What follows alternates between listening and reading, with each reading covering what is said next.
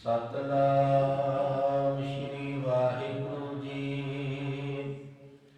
हार तीजड़ी लाभ मन चाओ भया, बैरागिया बलराम जियो। ਪਿੱਛੇ ਦੋ ਲਾਵਾਂ ਦੀਆਂ ਵਿਚਾਰਾਂ ਆਪਾਂ ਕੱਲ ਵਿਚਾਰ ਆਏ ਹਾਂ। ਅੱਜ ਤੀਸਰੀ ਲਾਭ ਦੀਆਂ ਵਿਚਾਰਾਂ ਪ੍ਰਾਰੰਭ ਕਰਨੀਆਂ ਹਨ। ਇਹ 4 ਪੌੜੀਆਂ, 4 ਲਾਵਾਂ, 4 ਸਿੱਖਿਆਵਾਂ ਮਨੁੱਖਾ ਜੀਵਨ ਦੇ ਅੰਦਰ ਦੀਆਂ 4 ਅਵਸਥਾ ਨੇ। ਜਿਵੇਂ ਸਾਡੇ ਸਰੀਰ ਦੀਆਂ 4 ਅਵਸਥਾ ਨੇ। ਪਹਿਲੀ ਅਵਸਥਾ ਹੈ ਬਚਪਨਾ। ਇਹਨੂੰ 18 ਸਾਲ ਦੀ ਉਮਰ ਤੱਕ ਮੰਨਿਆ ਗਿਆ ਹੈ।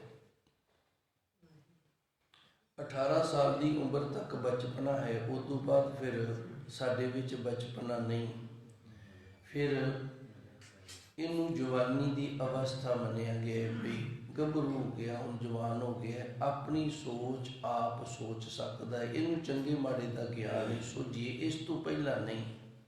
ਬਚਪਨਾ ਹੈ, ਇਹਨੂੰ ਗਿਆਨ ਨਹੀਂ, ਸੋਝੀ ਨਹੀਂ। 18 ਸਾਲ ਤੋਂ ਬਾਅਦ ਫਿਰ ਇਹਨੂੰ ਅਧਿਕਾਰ ਹੋ ਗਿਆ ਹੈ ਕਿ ਆਪਣੀ ਸੋਚ ਦੇ ਨਾਲ ਆਪਣਾ ਜੀਵਨ ਹੈ ਜਿਹੜਾ ਇਹ ਜਿਉ ਸਕਦਾ ਹੈ। ਇਹ ਤਕਰੀਬਨ ਜਵਾਨੀ ਹੈ ਜਿਹੜੀ ਇਹ 36 ਸਾਲ ਤੱਕ ਮੰਨੀ ਗਈ ਹੈ। 36 ਸਾਲ ਦੀ ਉਮਰ ਤੱਕ ਮਨੁੱਖ ਜਵਾਨ ਰਹਿੰਦਾ ਹੈ। ਫਿਰ 36 ਤੋਂ ਲੈ ਕੇ 60 ਸਾਲ ਦੀ ਉਮਰ ਤੱਕ ਇਹਨੂੰ ਅੱਧ-ਖੜ ਮੰਨਿਆ ਗਿਆ ਹੈ। ਨਾ ਇਹ ਜਵਾਨ ਹੈ ਤੇ ਨਾ ਹੀ ਬਜ਼ੁਰਗ ਹੈ, ਅੱਧ-ਖੜ ਹੋ ਗਿਆ ਹੈ। 60 ਸਾਲ ਤੋਂ ਬਾਅਦ ਫਿਰ ਬੁਢੇਪਾ ਜਿਹੜਾ ਉਹ ਸ਼ੁਰੂ ਹੋ ਜਾਂਦਾ ਹੈ।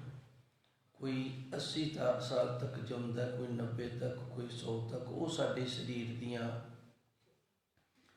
ਅਵਸਥਾ ਨੇ। ਸਰੀਰ ਜਿਹੜਾ ਇਹਨੂੰ ਸਵਾਸ ਮਿਲੇ ਨੇ। ਜਿਵੇਂ ਇਹ ਸਰੀਰ ਦੀਆਂ ਬਾਹਰ ਦੀਆਂ 4 ਹਾਲਤਾਂ ਨੇ, 4 ਅਵਸਥਾ ਨੇ, ਉਵੇਂ ਜਿਵੇਂ ਅੰਦਰ ਦੀਆਂ ਵੀ ਇਹ 4 ਅਵਸਥਾ ਨੇ।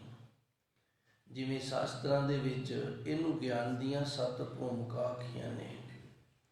ਪਹਿਲੀ ਭੂਮਿਕਾ ਦਾ ਨਾਮ ਹੈ ਸ਼ੁਭ ਇੱਛਾ। ਮਨੁੱਖ ਆਮ ਮਨੁੱਖ ਹੈ, ਸੰਸਾਰੀ ਹੈ। ਤੇ ਸੰਸਾਰੀ ਮਨੁੱਖ ਜਿਹੜਾ ਇਹਦੇ ਵਿੱਚ ਸ਼ੁਭ ਇੱਛਾ ਦਾ ਆ ਜਾਣਾ। ਹੁਣ ਸ਼ੁਭ ਇੱਛਾ ਕੀ ਹੈ? ਕਦੇ ਰੱਬ ਦਾ ਨਾਂ ਨਹੀਂ ਲਿਆ, ਕਦੇ ਗੁਰੂ ਘਰ ਨਹੀਂ ਗਿਆ, ਕਦੇ ਅੰਮ੍ਰਿਤ ਵੇਲੇ ਉੱਠ ਕੇ ਇਸ਼ਨਾਨ ਨਹੀਂ ਕੀਤਾ। ਮਨ ਦੇ ਵਿੱਚ ਇੱਛਾ ਆ ਗਈ ਹੈ ਵੀ ਚਲੋ ਆਪਾਂ ਸਵੇਰੇ ਉੱਠਿਆ ਕਰੀਏ, ਇਸ਼ਨਾਨ ਕਰਿਆ ਕਰੀਏ, ਗੁਰੂ ਘਰ ਜਾਇਆ ਕਰੀਏ, ਨਾਮ ਜਪਿਆ ਕਰੀਏ, ਬਾਣੀ ਪੜ੍ਹਿਆ ਕਰੀਏ। ਇਹ ਸ਼ੁਭ ਇੱਛਾ ਹੈ, ਚੰਗੇ ਪਾਸੇ ਲਾਉਣ ਵਾਲੀ ਚੰਗੀ ਇੱਛਾ ਆ ਗਈ ਇਸ ਦੀ। ਇਸ ਨੇ ਇੱਛਾ ਧਾਰਨ ਕੀਤੀ ਹੈ ਚੰਗੀ। ਪਹਿਲੂ ਜਿਹੜੀਆਂ ਬੁਰੀਆਂ ਇੱਛਾ ਸੀ ਅੰਦਰ ਪੈਦਾ ਹੁੰਦੀਆਂ ਸਨ, ਜੋ ਗਲਤ ਪਾਸੇ ਲੈ ਜਾਂਦੀਆਂ ਸਨ, ਉਹਨਾਂ ਨੂੰ ਬਦਲ ਕੇ ਸ਼ੁਭ ਇੱਛਾ ਅੰਦਰ ਆ ਜਾਣੀ। ਇਹ ਗਿਆਨ ਦੀ ਪਹਿਲੀ ਭੂਮਿਕਾ ਹੈ। ਪਹਿਲੂ ਇੱਛਾ ਉਤਪੰਨ ਹੁੰਦੀ ਹੈ ਮਨੁੱਖ ਦੇ ਅੰਦਰ। ਫਿਰ ਸੋ ਵਿਚਾਰ, ਇਹ ਦੂਜੀ ਹੈ ਗਿਆਨ ਦੀ ਭੂਮਿਕਾ। ਮਨੁੱਖ ਦਾ ਜੀਵਨ ਉਸ ਦੀਆਂ ਵਿਚਾਰਾਂ ਦੇ ਉੱਤੇ ਨਿਰਭਰ ਕਰਦਾ ਹੈ। ਮਨੁੱਖ ਦਾ ਜੀਵਨ ਉਸ ਦੀਆਂ ਵਿਚਾਰਾਂ ਦੇ ਉੱਤੇ ਨਿਰਭਰ ਕਰਦਾ ਹੈ। ਉਸ ਦੀ ਵਿਚਾਰ ਕਿਸ ਤਰ੍ਹਾਂ ਦੀ ਹੈ, ਉਹ ਅੰਦਰੋਂ ਕਿਸ ਤਰ੍ਹਾਂ ਦੀ ਵਿਚਾਰਦਾ ਹੈ, ਉਹਦੇ ਅੰਦਰ ਵਿਚਾਰ ਕੀ ਚੱਲ ਰਹੀ ਹੈ। ਇੱਥੇ ਅਸੀਂ ਦਰਬਾਰ ਸਾਹਿਬ ਦੇ ਵਿੱਚ ਬੈਠੇ ਹਾਂ। ਇੱਥੋਂ ਤੱਕ ਕਿ ਕਈ ਵਾਰੀ ਅਸੀਂ ਬਾਣੀ ਪੜ੍ਹ ਰਹੇ ਹੁੰਦੇ ਹਾਂ ਧੰਨ ਗੁਰੂ ਮਹਾਰਾਜ ਜੀ ਦੀ, ਗੁਰੂ ਮਹਾਰਾਜ ਜੀ ਦੀ ਗੋਦ ਦੇ ਵਿੱਚ ਬੈਠ ਕੇ, ਤੇ ਸਾਡੇ ਅੰਦਰ ਨਾ ਉਦੋਂ ਵੀ ਗਲਤ ਵਿਚਾਰ ਚੱਲ ਜਾਂਦੀ ਹੈ। ਜੇ ਸ਼ੁਭ ਇੱਛਾ ਆ ਗਈ ਹੈ, ਗੁਰੂ ਘਰ ਆਉਣ ਲੱਗ ਗਏ ਹਾਂ, ਨਾਮ ਜਪਣ ਲੱਗ ਗਏ ਹਾਂ, ਸੇਵਾ ਕਰਨ ਲੱਗ ਗਏ ਹਾਂ, ਤੇ ਵਿਚਾਰ ਮਾੜੇ ਨੇ ਨਾ, ਫਿਰ ਇਹ ਸ਼ੁਭ ਇੱਛਾ ਦਾ ਖਤਮ ਹੋ ਜਾਣਾ ਹੈ। ਫਿਰ ਗੁਰੂ ਘਰ ਵੀ ਛੁੱਟ ਜਾਵੇਗਾ, ਸੇਵਾ ਵੀ ਛੁੱਟ ਜਾਵੇਗੀ, ਕਿਉਂਕਿ ਅੰਦਰ ਵਿਚਾਰ ਮਾੜੇ ਚੱਲ ਪਏ ਨੇ, ਅੰਦਰ ਮੈਲ ਚੱਲ ਪਈ ਹੈ, ਬੁਰਾਈਆਂ ਚੱਲ ਪਈਆਂ ਨੇ। ਗੁਰੂ ਘਰ ਆਣ ਕੇ ਵੀ ਇੱਥੇ ਮਾੜੇ ਖਿਆਲ ਰੱਖਣੇ, ਮਾੜੀਆਂ ਵਿਚਾਰਾਂ ਰੱਖਣੀਆਂ, ਇਹ ਸ਼ੁਭ ਇੱਛਾ ਦਾ ਅੰਤ ਹੋ ਜਾਂਦਾ ਹੈ। ਤੇ ਚੰਗੇ ਵਿਚਾਰ ਨੇ ਜਿਹੜੇ, ਇਹ ਮਨੁੱਖ ਨੂੰ ਚੰਗਾ ਜੀਵਨ ਜਿਉਣ ਦੀ ਪ੍ਰੇਰਨਾ ਦਿੰਦੇ ਨੇ। ਅੰਦਰ ਚੰਗੇ ਵਿਚਾਰ ਆ ਗਏ ਨੇ। ਤੀਸਰੀ ਭੂਮਿਕਾ ਦਾ ਨਾਮ ਹੈ ਤਨ ਮਾਨਸਾ। ਸਾਡਾ ਜਿਹੜਾ ਤਨ ਹੈ, ਸਰੀਰ ਹੈ, ਇਹ ਸਾਡੇ ਅੰਦਰ ਹੰਕਾਰ ਪੈਦਾ ਕਰਦਾ ਹੈ। ਮੈਂ ਬੜਾ ਸੋਹਣਾ, ਇਹਦਾ ਨਾਮ ਹੈ ਤਨ ਮਾਨਸਾ। ਤਨ ਦੀ ਜਿਹੜੀ ਮਨਸਾ ਹੈ ਇਹ ਮਾੜੀ ਨਹੀਂ, ਤਨ ਦਾ ਜਿਹੜਾ ਹੰਕਾਰ ਹੈ ਇਹ ਨਹੀਂ ਹੈਗਾ। ਜਿਹੜੀ ਚੌਥੀ ਹੈ ਉਸ ਦਾ ਨਾਮ ਹੈ ਸਤਵਾ ਪਥ। ਇਹ ਚੌਥੀ ਥਾਂ ਤੇ ਜਾ ਕੇ ਮਨ ਦੀਆਂ ਤਹਿਆਂ ਖੁੱਲ੍ਹਣੀਆਂ ਸ਼ੁਰੂ ਹੋ ਜਾਂਦੀਆਂ ਨੇ। ਜਦੋਂ ਤੱਕ ਮਨ ਦੀਆਂ ਤਹਿਆਂ ਨਾ ਖੁੱਲ੍ਹਣ ਤੇ ਉਹ ਬੁਢੇਪੇ ਦੇ ਵਿੱਚ ਵੀ ਬੱਚਿਆਂ ਵਰਗਾ ਹੀ ਰਹਿੰਦਾ ਹੈ। ਗੁਰਮੁਖ ਬੁੱਢੇ ਕਦੇ ਨਹੀਂ, ਜਿਨ੍ਹਾਂ ਅੰਦਰ ਸੁਰਤ ਗਿਆਨ। ਧੰਨ ਗੁਰਬਾਣੀ ਨੇ ਆਖਿਆ ਹੈ ਜਿਹੜੇ ਗੁਰਮੁਖ ਨੇ ਨਾ ਉਹਨਾਂ ਤੇ ਕਦੀ ਬੁਢੇਪਾ ਹੁੰਦਾ ਹੀ ਨਹੀਂ। ਕਿਉਂ ਨਹੀਂ ਹੁੰਦਾ? ਕਿਉਂਕਿ ਉਹਨਾਂ ਦੇ ਅੰਦਰ ਸੁਰਤ ਦੇ ਵਿੱਚ ਗਿਆਨ ਵਸਿਆ ਹੋਇਆ ਹੈ। ਉਹਨਾਂ ਨੇ ਗਿਆਨ ਦੀ ਗੱਲ ਕਰਨੀ ਹੈ ਤੇ ਗਿਆਨ ਦੇ ਨਾਲ ਜਿਉਣਾ ਹੈ। ਮਨਮੁਖ ਜਿਹੜੇ ਨੇ ਉਹਨਾਂ ਦੇ ਬਾਬਤ ਗੁਰੂ ਮਹਾਰਾਜ ਜੀ ਨੇ ਲਿਖਿਆ ਬਾਲਕ ਬਿਰਧ ਸਮਾਨ। ਉਹ ਬਿਰਧ ਹੋ ਗਿਆ ਨਾ ਤੇ ਫਿਰ ਵੀ ਜਵਾਕ ਵਰਗਾ ਹੀ ਹੈ, ਕਿਉਂਕਿ ਮਨ ਦੀ ਤਹਿ ਤਾਂ ਖੁੱਲੀ ਨਹੀਂ, ਸਰੀਰ ਦੀ ਤਬਦੀਲੀ ਹੋਈ ਹੈ, ਮਨ ਤਾਂ ਨਹੀਂ ਬਦਲਿਆ ਨਾ, ਮਨ ਅਜੇ ਵੀ ਜਵਾਕਾਂ ਵਰਗਾ ਹੈ। ਮਨਮੁਖ ਬਾਲਕ ਬਿਰਧ ਸਮਾਨ ਹੈ। ਜਿਹੜਾ ਮਨਮੁਖ ਹੈ ਨਾ ਇਹ ਭਾਵੇਂ ਬੁੱਢਾ ਹੋ ਜਾਵੇ, ਬਜ਼ੁਰਗ ਹੋ ਜਾਵੇ, ਇਹ ਜਵਾਕਾਂ ਵਰਗਾ ਹੀ ਹੈ। ਇਹਦੀਆਂ ਮਨ ਦੀਆਂ ਤਹਿਆਂ ਨਹੀਂ ਖੁੱਲੀਆਂ। ਉਮਰ ਭੋਗ ਲਈਏ ਤੇ ਮਨ ਜਿਹੜਾ ਨਾ ਉਹਦੇ 'ਚ ਸਿਆਣਪ ਨਹੀਂ ਆਈ, ਅਕਲ ਨਹੀਂ ਆਈ, ਸੋਝੀ ਨਹੀਂ ਆਈ। ਇਹਨੂੰ ਕਹਿੰਦੇ ਨੇ ਸਤਵਾ ਪਥ। ਮਨ ਦੀਆਂ ਤਹਿਆਂ ਖੁੱਲ੍ਹ ਜਾਣੀਆਂ, ਮਨ ਦੇ ਵਿੱਚ ਗਿਆਨ ਦੀ ਪ੍ਰਾਪਤੀ ਹੋ ਜਾਣੀ, ਮਨ ਸਿਆਣਾ ਹੋਣ ਲੱਗ ਜਾਣਾ। ਤੇ ਪੰਜਵੀਂ ਦਾ ਨਾਮ ਹੈ ਅਸੰਕਤਾ। ਇੱਥੇ ਆਣ ਕੇ ਫਿਰ ਸਾਰੇ ਪ੍ਰਕਾਰ ਦੇ ਜਿਹੜੇ ਸ਼ੰਕੇ ਨੇ ਉਹ ਨਿਵਰਤ ਹੋ ਜਾਂਦੇ ਨੇ। ਭਾਵੇਂ ਮੰਗਲਵਾਰ ਹੈ, ਭਾਵੇਂ ਬੁੱਧਵਾਰ ਹੈ, ਭਾਵੇਂ ਐਤਵਾਰ ਹੈ, ਭਾਵੇਂ ਵੀਰਵਾਰ ਹੈ। ਆ ਕਈ ਸਰੀਰ ਛੱਡ ਜਾਂਦੇ ਨੇ ਨਾ, ਕਈਆਂ ਥਾਵਾਂ ਤੇ ਸ਼ਨੀਵਾਰ ਨਹੀਂ ਟੱਪਣ ਦਿੰਦੇ। ਉਦੋਂ ਪਹਿਲੋਂ ਫੁੱਲ ਚੁਗਣੇ ਨੇ। ਕਿਉਂ? ਸ਼ਨੀਵਾਰ ਆ ਗਿਆ ਤੇ ਫਿਰ ਇਹਦੇ ਫੁੱਲ ਜਿਹੜੇ ਨੇ ਨਾ ਪਤਾ ਨਹੀਂ ਕੀ ਹੋ ਜਾਏਗਾ। ਕਈਆਂ ਥਾਵਾਂ ਤੇ ਐਤਵਾਰ ਤੇ ਕਈਆਂ ਥਾਵਾਂ ਤੇ ਸੋਮਵਾਰ। ਹੁਣ ਜਿਹੜੇ ਸੋਮਵਾਰ ਨਹੀਂ ਟੱਪਣ ਦਿੰਦੇ ਉਹਨਾਂ ਨੂੰ ਇਹ ਪੁੱਛੇ ਵੀ ਸ਼ਨੀਵਾਰ ਤੇ ਐਤਵਾਰ ਤਾਂ ਟੱਪ ਗਏ, ਤੇ ਜਿਹੜੇ ਸ਼ਨੀਵਾਰ ਤੇ ਐਤਵਾਰ ਨਹੀਂ ਟੱਪਣ ਦਿੰਦੇ ਉਹਨਾਂ ਨੂੰ ਕਹਦੇ ਵੀ ਸੋਮਵਾਰ ਤਾਂ ਟੱਪ ਗਏ।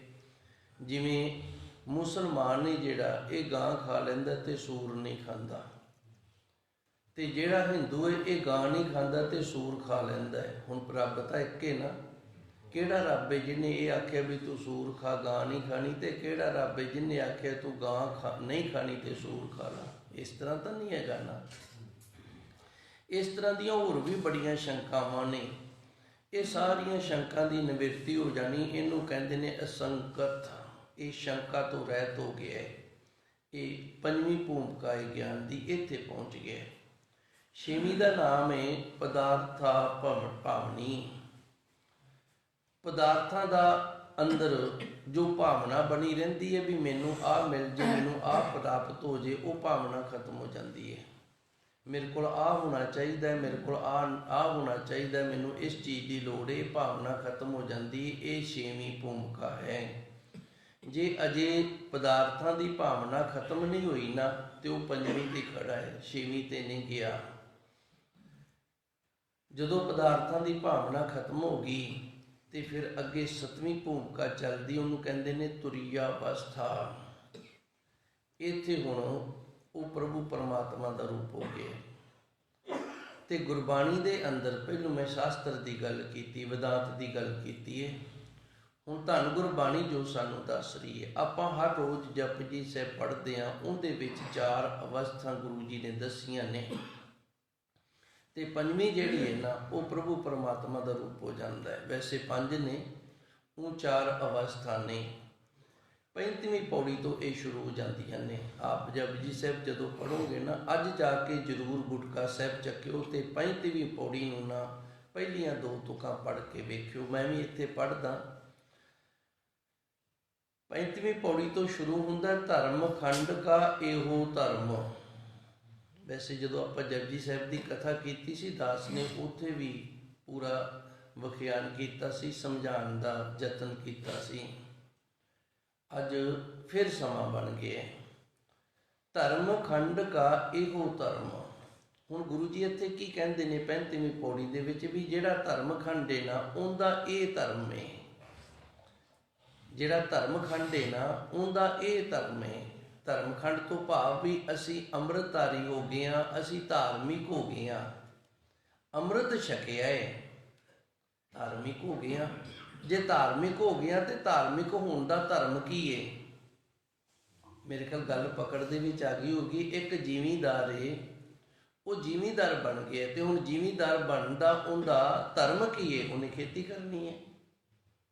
ਇੱਕ ਡਾਕਟਰ ਬਣ ਗਿਆ ਤੇ ਡਾਕਟਰ ਬਣਨ ਦਾ ਉਹਦਾ ਧਰਮ ਕੀ ਹੈ? ਉਹਨੇ ਮਰੀਜ਼ਾਂ ਦਾ ਇਲਾਜ ਕਰਨਾ ਹੈ। ਆਪਾਂ ਧਾਰਮਿਕ ਹੋ ਗਏ ਹਾਂ ਤੇ ਧਾਰਮਿਕ ਹੋਣ ਦਾ ਧਰਮ ਕੀ ਹੈ? ਉਹ ਅਗਲੀ ਤੁਕ ਦੇ ਵਿੱਚ ਦੱਸਦੇ ਨੇ, ਗਿਆਨ ਖੰਡ ਕਾ ਆਖੋ ਕਰਮ। ਇੱਥੇ ਉਹ ਕਰਮ ਕਰਨੇ ਨੇ, ਗੁਰੂ ਨਾਨਕ ਦੇਵ ਜੀ ਆਖੋ ਆਖ ਰਹੇ ਨੇ, ਜਿਨ੍ਹਾਂ ਦੇ ਨਾਲ ਸਾਡੇ ਅੰਦਰ ਗਿਆਨ ਦੀ ਪ੍ਰਾਪਤੀ ਹੋਵੇ। ਜੇ ਇਹ ਕਰਮ ਨਹੀਂ ਕੀਤੇ ਨਾ, ਫਿਰ ਅਸੀਂ ਇਕੱਲੇ ਧਰਮ ਖੰਡ ਦੇ ਤੱਕ ਗਏ ਆ, ਇਸ ਤੋਂ ਅੱਗੇ ਤੁਰੇ ਨਹੀਂ। ਤੇ ਉਸੇ ਤਰ੍ਹਾਂ ਦੀਆਂ, ਜੇ ਮੈਂ ਕਹਿ ਦਿਆਂ ਤੇ ਕੋਈ ਗੁਨਾਹ ਨਹੀਂ, ਵੀ ਆਮ ਮਨੁੱਖ ਦੇ ਵਿੱਚ ਤੇ ਇੱਕ ਅੰਮ੍ਰਿਤਧਾਰੀ ਦੇ ਵਿੱਚ ਫਰਕ ਕੋਈ ਨਹੀਂ। ਜੇ ਫਰਕ ਹੈ ਤੇ ਪਹਿਰਾਵੇ ਦਾ ਫਰਕ ਹੈ। ਉਹਨੇ 5 ਕਕਾਰ ਧਾਰਨ ਕੀਤੇ ਨੇ, ਗੁਰੂ ਮਹਾਰਾਜ ਜੀ ਦੇ ਦਰਜ ਨਾਮ ਕਰਾ ਲਿਆ ਹੈ।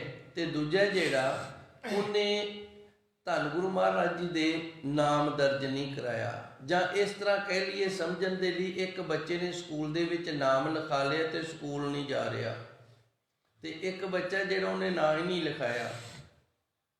ਹੁਣ ਦੋਵੇਂ ਅਨਪੜ੍ਹ ਨੇ, ਬਸ ਫਰਕ ਇੰਨਾ ਵੀ ਇੱਕ ਦਾ ਨਾਮ ਦਰਜ ਹੈ ਸਕੂਲ ਦੇ ਵਿੱਚ ਤੇ ਦੂਜੇ ਦਾ ਨਾਮ ਨਹੀਂ ਦਰਜ। ਗਿਆਨ ਤਾਂ ਦੋਵਾਂ ਨੂੰ ਨਹੀਂ ਹੈਗਾ। ਮੇਰੇ ਖਿਆਲ ਹੁਣ ਗੱਲ ਪਕੜ ਆ ਗਈ ਹੋਣੀ ਹੈ। ਗਿਆਨ ਦੋਵਾਂ ਨੂੰ ਨਹੀਂ ਹੈਗਾ। ਜਿਹਨੇ ਨਾਮ ਲਿਖਾਇਆ ਸੋਝੀ ਉਹਨੂੰ ਵੀ ਕੋਈ ਨਹੀਂ, ਗਿਆਨ ਉਹਨੂੰ ਵੀ ਕੋਈ ਨਹੀਂ। ਤੇ ਜਿਹਨੇ ਨਾਂ ਨਹੀਂ ਲਿਖਾਇਆ, ਗਿਆਨ ਉਹਨੂੰ ਵੀ ਕੋਈ ਨਹੀਂ, ਸੋਝੀ ਉਹਨੂੰ ਵੀ ਕੋਈ ਨਹੀਂ। ਤੇ ਧੰਨ ਗੁਰੂ ਮਹਾਰਾਜ ਜੀ ਸੱਚੇ ਸਤਿਗੁਰੂ ਨੇ ਫਿਰ ਕਿਰਪਾ ਕੀਤੀ। ਗਿਆਨ ਖੰਡ ਕਾ ਆਖੋ ਕਰਮ। ਗੁਰੂ ਨਾਨਕ ਦੇਵ ਜੀ ਆਖੋ ਆਖ ਰਹੇ ਨੇ, ਅਸੀਂ ਉਹ ਕਰਮ ਕਰਨੇ ਨੇ ਜਿਨ੍ਹਾਂ ਦੇ ਨਾਲ ਸਾਡੇ ਅੰਦਰ ਗਿਆਨ ਵਾਲੀ ਅਵਸਥਾ ਬਣ ਜਾਵੇ। ਅਸੀਂ ਧਰਮ ਖੰਡ ਤੋਂ ਗਿਆਨ ਖੰਡ ਦੇ ਵਿੱਚ ਪ੍ਰਵੇਸ਼ ਕਰ ਜਾਈਏ। ਸਕੂਲ ਜਾਣਾ ਕਰੀਏ, ਪੜ੍ਹਨਾ ਕਰੀਏ ਤੇ ਸਾਨੂੰ ਸਕੂਲੀ ਗਿਆਨ ਨੇ ਨਾ ਜਿਹੜਾ ਉਹ ਪ੍ਰਾਪਤ ਹੋਵੇ। ਉਵੇਂ ਜਿਵੇਂ ਇੱਧਰ ਅਸੀਂ ਨਾਮ ਤਾਂ ਦਰਜ ਕਰਵਾ ਲਿਆ ਹੈ, ਪਰ ਸਾਨੂੰ ਗਿਆਨ ਕੋਈ ਨਹੀਂ, ਕਿਉਂਕਿ ਅਸੀਂ ਕਲਾਸ ਨਹੀਂ ਲਈ, ਜਮਾਤ ਦੇ ਵਿੱਚ ਬੈਠੇ ਨਹੀਂ, ਵਿਦਿਆ ਪ੍ਰਾਪਤ ਨਹੀਂ ਕੀਤੀ, ਗਿਆਨ ਪ੍ਰਾਪਤ ਨਹੀਂ ਕੀਤਾ ਗੁਰੂ ਮਹਾਰਾਜ ਜੀ ਦੇ ਮਾਰਗ ਦਾ। ਇਸ ਕਰਕੇ ਸਖਣੇ ਰਹਿ ਗਏ ਹਾਂ। ਤੇ ਗੁਰੂ ਜੀ ਰਹਿਮਤ ਕਰਦੇ ਨੇ, ਗਿਆਨ ਖੰਡ ਕਾ ਆਖੋ ਕਰਮ। ਹੁਣ ਗਿਆਨ ਖੰਡ ਦਾ ਕਰਮ ਕੀ ਹੈ? ਇਹ ਪਹਿਲੀਆਂ 2 ਤੁਕਾਂ ਨੇ 35ਵੀਂ ਪੌੜੀ ਦੀਆਂ। ਤੇ ਇਸ ਤੋਂ ਅੱਗੇ ਗੁਰੂ ਜੀ ਨੇ ਦੱਸਿਆ ਵੀ ਗਿਆਨ ਖੰਡ ਦਾ ਜਿਹੜਾ ਉਹ ਕਰਮ ਕੀ ਹੈ। ਉੱਥੇ ਗੁਰੂ ਜੀ ਨੇ ਸਾਨੂੰ ਇਹ ਦੱਸਿਆ ਹੈ, ਭਈ ਗੁਰਮੁਖ ਪਿਆਰਿਆ, ਸੂਰਜ ਨੂੰ ਵੇਖ ਪਹਿਲੋਂ, ਕੇਤੇ ਇੰਦ ਚੰਦ ਸੂਰ ਕੇਤੇ। ਇੱਥੇ ਨਾ, ਸੂਰਜ ਨੂੰ ਵੇਖ। ਹੁਣ ਸੂਰਜ ਜਿਹੜਾ ਹੈ, ਸੂਰਜ ਨੇ ਧਰਮ ਖੰਡ ਦੇ ਵਿੱਚ ਆਣ ਕੇ ਧਰਮ ਨੂੰ ਧਾਰਨ ਕੀਤਾ ਹੈ। ਤੇ ਗਿਆਨ ਅਸੀਂ ਸੂਰਜ ਤੋਂ ਲੈਣਾ। ਕੀ ਗਿਆਨ ਲੈਣਾ ਹੈ? ਸੂਰਜ ਆਪਣੇ ਸਮੇਂ ਤੋਂ ਕਦੀ ਲੇਟ ਨਹੀਂ ਹੋਇਆ ਤੇ ਸਮੇਂ ਤੋਂ ਪਹਿਲਾਂ ਛੁਪਿਆ ਵੀ ਨਹੀਂ। ਧਾਰਮਿਕ ਜੀਵਨ ਹੈ ਜਿਹੜਾ, ਇਹਦੇ 'ਚ ਗਿਆਨ ਦੀ ਪ੍ਰਾਪਤੀ ਤਾਂ ਹੋਏਗੀ ਜੇ ਅੰਮ੍ਰਿਤ ਵੇਲੇ ਤੋਂ ਲੇਟ ਨਹੀਂ ਹੋਏਗਾ। ਤਾਂ ਜੇ ਅੰਮ੍ਰਿਤ ਵੇਲੇ ਖੁੰਝ ਗਿਆ, ਅੰਮ੍ਰਿਤ ਵੇਲੇ ਪ੍ਰਾਪਤ ਨਹੀਂ, ਤੇ ਫਿਰ ਤੂੰ ਆਖੇ ਮੈਂ ਸੰਤ ਆ, ਗਿਆਨੀ ਆ ਬਾਬਾ, ਤੇ ਫਿਰ ਤਾਂ ਤੂੰ ਕੁਝ ਵੀ ਨਹੀਂ ਹੈਗਾ। ਧਰਤੀ ਤੋਂ ਗਿਆਨ ਲੈਣਾ ਹੈ। ਇੱਥੇ ਸਾਰਾ ਲਿਖਿਆ ਗੁਰੂ ਜੀ ਨੇ, ਪੜ੍ਹ ਕੇ ਵੇਖਿਓ। ਤਾਂ ਹੀ ਮੈਂ ਪਹਿਲੋਂ ਬੇਨਤੀ ਕੀਤੀ ਸੀ, ਧਰਤੀ ਦਾ ਧਰਮ ਹੈ, ਇਹਨੇ ਸਾਰਿਆਂ ਦੀ ਪਾਲਣਾ ਕਰਨੀ ਹੈ। ਪਰਉਪਕਾਰ ਦੀ ਭਾਵਨਾ, ਸਾਰਿਆਂ ਤੇ ਪਰਉਪਕਾਰ ਕਰਨਾ ਹੈ। ਇਸੇ ਤਰ੍ਹਾਂ ਇਹ 35ਵੀਂ ਪੌੜੀ ਦੇ ਵਿੱਚ ਗੁਰੂ ਜੀ ਨੇ ਕਿਰਪਾ ਕੀਤੀ, ਸਾਨੂੰ ਇਹ ਸਾਰਾ ਦੱਸਿਆ। ਇਹ ਪਹਿਲੀ ਅਵਸਥਾ ਤੋਂ ਅਸੀਂ ਦੂਜੀ ਅਵਸਥਾ ਵਿੱਚ ਆ ਗਏ ਹਾਂ, ਗਿਆਨ ਖੰਡ ਦੀ ਵਿੱਚ। ਤੇ ਅੱਗੇ ਗੁਰੂ ਜੀ ਕਿਰਪਾ ਕਰਦੇ ਨੇ। ਹੁਣ ਜਦੋਂ ਗਿਆਨ ਖੰਡ ਵਿੱਚ ਆ ਗਏ ਤੇ ਇੱਥੇ ਕੀ ਕਰਨਾ ਹੈ? ਗਿਆਨ ਖੰਡ ਮੈਂ ਗਿਆਨ ਪ੍ਰਚੰਡ। ਪ੍ਰਚੰਡ ਦਾ ਅਰਥ ਹੁੰਦਾ ਤੇਜ਼ ਕਰ ਲੈਣਾ। ਇੱਥੇ ਅਸੀਂ ਗਿਆਨ ਨੂੰ ਤੇਜ਼ ਕਰਨਾ ਹੈ। ਗਿਆਨ ਵਾਲੇ ਪਾਸੇ ਆ ਗਏ ਹਾਂ, ਗਿਆਨ ਸਾਨੂੰ ਪ੍ਰਾਪਤ ਹੋਣ ਲੱਗ ਗਿਆ ਤੇ ਇਸ ਗਿਆਨ ਨੂੰ ਅਸੀਂ ਤੇਜ਼ ਕਰਨਾ ਹੈ। ਇਹ ਗਿਆਨ ਨੂੰ ਠੰਡਿਆ ਨਹੀਂ ਰਹਿਣ ਦੇਣਾ। ਪ੍ਰਚੰਡ ਦਾ ਅਰਥ ਹੁੰਦਾ ਤੇਜ਼ ਕਰਨਾ। ਜਿਵੇਂ ਆਮ ਗੁਰੂ ਘਰਾਂ ਦੇ ਵਿੱਚ ਸਿੰਘਾਂ ਦੇ ਬੋਲੇ ਨੇ, ਅੱਗ ਪ੍ਰਚੰਡ ਕਰ ਦਿਓ, ਅੱਗ ਤੇਜ਼ ਕਰ ਦਿਓ। ਗੁਰੂ ਜੀ ਰਹਿਮਤ ਕਰਦੇ ਨੇ, ਗਿਆਨ ਖੰਡ ਮਹਿ ਗਿਆਨ ਪ੍ਰਚੰਡ। ਇੱਥੇ ਤੂੰ ਗਿਆਨ ਨੂੰ ਪ੍ਰਚੰਡ ਕਰਨਾ ਹੈ। ਤਿੱਥੇ ਨਾਦ ਬਨੋਦ ਕੋੜ ਆਨੰਦ। ਇਹ ਅੱਗੇ ਗੁਰੂ ਜੀ ਨੇ ਲਿਖਤਾ। ਹੁਣ ਗਿਆਨ ਨੂੰ ਪ੍ਰਚੰਡ ਕਿੱਥੇ ਕਿਵੇਂ ਕਰਨਾ ਹੈ, ਬੜਾ ਸੁੰਦਰ ਉਦਾਹਰਨ ਦਿੱਤਾ ਹੈ। ਮੈਂ ਇੱਕ ਨੁਕਤੇ ਦੇ ਨਾਲ ਸਮਝਾਵਾਂਗਾ, ਫਿਰ ਬੜੀ ਸਮਝ ਆਵੇਗੀ। ਤਿੱਥੇ ਨਾਦ ਦਾ ਅਰਥ ਹੁੰਦਾ ਆਵਾਜ਼, ਤੇ ਬਨੋਦ ਇਹ ਸਾਡੀਆਂ ਅੱਖਾਂ ਦਾ ਆਨੰਦ ਏ। ਨਾਦ ਕੰਨਾਂ ਦਾ ਆਨੰਦ ਏ, ਬਨੋਦ ਅੱਖਾਂ ਦਾ ਆਨੰਦ ਏ। ਨਾਦ ਬਨੋਦ ਕੋੜ ਆਨੰਦ, ਇਹ ਸਾਡੇ ਅੰਦਰ ਦਾ ਆਨੰਦ ਏ। ਹੁਣ ਕੰਨਾਂ ਦਾ ਆਨੰਦ ਕੀ ਏ, ਇਹਨੂੰ ਇਸ ਤਰ੍ਹਾਂ ਸਮਝ ਲਓ, ਇੱਕ ਪਰਿਵਾਰ ਏ, ਉਹਨਾਂ ਦਾ ਬੱਚਾ ਨਾ ਘਰੋਂ ਰੁੱਸ ਕੇ ਲੜ ਕੇ ਚਲਾ ਗਿਆ ਹੈ। ਕਈ ਦਿਨ ਹੋ ਗਏ ਨੇ, ਕਿਤੋਂ ਪਤਾ ਨਹੀਂ ਲੱਗ ਰਿਹਾ, ਸਾਰਾ ਪਰਿਵਾਰ ਇਹਨਾਂ ਜਿਹੜਾ ਉਹ ਉਦਾਸੀ ਦੇ ਵਿੱਚ ਏ। ਤੇ ਕਿਸੇ ਨੇ ਆਣ ਕੇ ਬੱਚੇ ਦੀ ਮਾਂ ਨੂੰ ਦੱਸ ਦਿੱਤਾ ਵੀ ਤੁਹਾਡਾ ਪੁੱਤਰ ਹੈ ਜਿਹੜਾ, ਉਹ ਮੈਂ ਫਲਾਣੇ ਗੁਰਦੁਆਰਾ ਸਾਹਿਬ ਨਾਲ ਸੇਵਾ ਕਰਦਾ ਵੇਖਿਆ। ਇਹਨੂੰ ਕੰਨਾਂ ਦੇ ਵਿੱਚ ਆਨੰਦ ਆ ਗਿਆ, ਪੁੱਤਰ ਦਾ ਨਾਂ ਸੁਣ ਕੇ ਵੀ ਲੱਭ ਗਏ, ਪਤਾ ਜਿਉਂਦਾ ਹੈ ਅਜੇ, ਇਹ ਸ਼ਬਦ ਦਾ ਆਨੰਦ ਆ ਗਿਆ। ਬਨੋਦ ਦਵਾ ਦਵ ਤਿਆਰੀ ਕੀਤੀ ਹੈ, ਪਰਿਵਾਰ ਨੂੰ ਨਾਲ ਲਿਆ, 1-2 ਜੀ ਹੋਰ ਲਏ ਨੇ, ਗੱਡੀ ਲਈਏ ਤੇ ਭੱਜ ਕੇ ਉਸ ਗੁਰੂ ਘਰ ਪਹੁੰਚ ਗਏ ਨੇ। ਦੂਰੋਂ ਵੇਖ ਲਿਆ ਵੀ ਉਹ ਫਲਾਣੀ ਥਾਂ ਤੇ ਮੇਰਾ ਪੁੱਤਰ ਸੇਵਾ ਕਰਦਾ, ਇਹ ਅੱਖਾਂ ਦਾ ਆਨੰਦ ਆ ਗਿਆ। ਬਨੋਦ ਇਹ ਅੱਖਾਂ ਨਾਲ ਪੁੱਤਰ ਨੂੰ ਵੇਖ ਕੇ ਆਨੰਦ ਆ ਗਿਆ। ਕੋੜ ਆਨੰਦ ਜਦੋਂ ਗੱਲ ਦੇ ਨਾਲ ਲਾ ਲਿਆ ਨਾ, ਉਹ ਅੰਦਰ ਇਤਨੇ ਆਨੰਦ ਆ ਗਏ ਨੇ, ਕੋੜ ਆਨੰਦ, ਕੋਈ ਅੰਤ ਹੀ ਨਹੀਂ ਰਿਹਾ, ਸਾਰੇ ਸਕੂਨ ਪ੍ਰਾਪਤ ਹੋ ਗਿਆ। ਹੁਣ ਗੁਰੂ ਜੀ ਰਹਿਮਤ ਕਰਦੇ ਨੇ, ਗਿਆਨ ਪ੍ਰਚੰਡ, ਗਿਆਨ ਖੰਡ ਮੈਂ ਗਿਆਨ ਪ੍ਰਚੰਡ। ਇੱਥੇ ਗਿਆਨ ਕਿਵੇਂ ਪ੍ਰਚੰਡ ਹੋਣਾ ਹੈ, ਇਸ ਤਰ੍ਹਾਂ ਗਿਆਨ ਨੂੰ ਪ੍ਰਚੰਡ ਕਰਨਾ ਹੈ। ਪਹਿਲੋਂ ਕੰਨਾਂ ਦਾ ਆਨੰਦ ਲੈਣਾ ਹੈ ਸ਼ਬਦ ਸੁਣ ਕੇ, ਫਿਰ ਨੇਤਰਾਂ ਦੇ ਨਾਲ ਦਰਸ਼ਨ ਕਰਕੇ ਆਨੰਦ ਲੈਣਾ ਹੈ, ਤੇ ਫਿਰ ਪ੍ਰਾਪਤੀ ਦਾ ਜਿਹੜਾ ਆਨੰਦ ਅੰਦਰ ਆਉਣਾ ਉਹ ਹੈ। ਹੁਣ ਕੰਨ ਨੇ ਜਿਹੜੇ, ਇਹਨਾਂ ਦੇ ਵਿੱਚ ਗੰਦੇ ਗਾਣੇ ਚੱਲਦੇ ਨੇ, ਨਿੰਦਿਆ ਚੱਲਦੀ ਏ, ਚੁਗਲੀ ਚੱਲਦੀ ਏ, ਤੇ ਫਿਰ ਸ਼ਬਦ ਦਾ ਆਨੰਦ ਨਹੀਂ ਆਏਗਾ, ਫਿਰ ਸ਼ਬਦ ਦਾ ਆਨੰਦ ਨਹੀਂ ਭੱਜੇਗਾ। ਅੱਖਾਂ ਦੇ ਵਿੱਚ ਵਕਾਰ ਏ, ਬੁਰਾਈਆਂ ਨੇ, ਅੱਖਾਂ ਦੇ ਵਿੱਚ ਆਨੰਦ ਨਹੀਂ ਭੱਜੇਗਾ। ਬਾਣੀ ਪੜ੍ਹਦੇ ਹਾਂ, ਗੁਰੂ ਜੀ ਦੇ ਦਰਸ਼ਨ ਕਰਦੇ ਹਾਂ। ਸੇ ਅਖੜੀਆਂ ਬਿਆਨ, ਧੰਨ ਗੁਰਬਾਣੀ ਦੇ ਅੰਦਰ ਦੱਸਿਆ, ਉਹ ਕੋਈ ਹੋਰ ਹੀ ਨੇ। ਬਿਆਨ ਦਾ ਅਰਥ ਹੁੰਦਾ ਇਹ ਨਹੀਂ ਅੱਖਾਂ, ਉਹ ਅੱਖਾਂ ਕੋਈ ਹੋਰ ਹੀ ਨੇ। ਕਿਹੜੀਆਂ? ਜਿਹੜੇ ਤੇਰੇ ਦਰਸ਼ਨ ਕਰਕੇ ਬਨੋਦ ਇਸ ਆਨੰਦ ਨੂੰ ਪ੍ਰਾਪਤ ਕਰਦੀਆਂ ਨੇ। ਤੇ ਉਹ ਅੱਖਾਂ ਹੋਰ ਕਿਵੇਂ ਨੇ? ਉਹ ਸੰਸਾਰੀ ਅੱਖਾਂ ਨਹੀਂ ਹੈਗੀਆਂ, ਭਾਵ ਉਹਨਾਂ ਦੇ ਵਿੱਚ ਵਕਾਰ ਵਾਲੀ, ਬੁਰਾਈਆਂ ਵਾਲੀ ਮਹਿਲ ਨਹੀਂ ਹੈਗੀ। ਤਾਂ ਕਰਕੇ ਉਹ ਅੱਖਾਂ ਜਿਹੜੀਆਂ ਨੇ ਨਾ, ਉਹ ਬਿਆਨ ਨੇ, ਕੋਈ ਹੋਰ ਹੀ ਨੇ। ਗੁਰੂ ਜੀ ਨੇ ਕਿਰਪਾ ਕੀਤੀ ਇਸ ਤਰ੍ਹਾਂ ਗਿਆਨ ਨੂੰ ਪ੍ਰਚੰਡ ਕਰਨਾ ਹੈ। ਅੱਗੇ ਤੀਜੀ ਅਵਸਥਾ ਹੈ ਸਰਮਖੰਡ ਕੀ ਬਾਣੀ ਰੂਪ। ਇੱਥੇ ਜਿਹੜੀ ਸਾਡੀ ਬਾਣੀ ਹੈ ਨਾ, ਉਹ ਲੱਜਿਆ ਵਾਲੀ ਹੋ ਜਾਏਗੀ। ਸ਼ਰਮ ਦਾ ਅਰਥ ਹੈ ਸ਼ਰਮ, ਵੱਡੇ ਤੇ ਛੋਟੇ ਦੀ ਸ਼ਰਮ ਹੋਏਗੀ।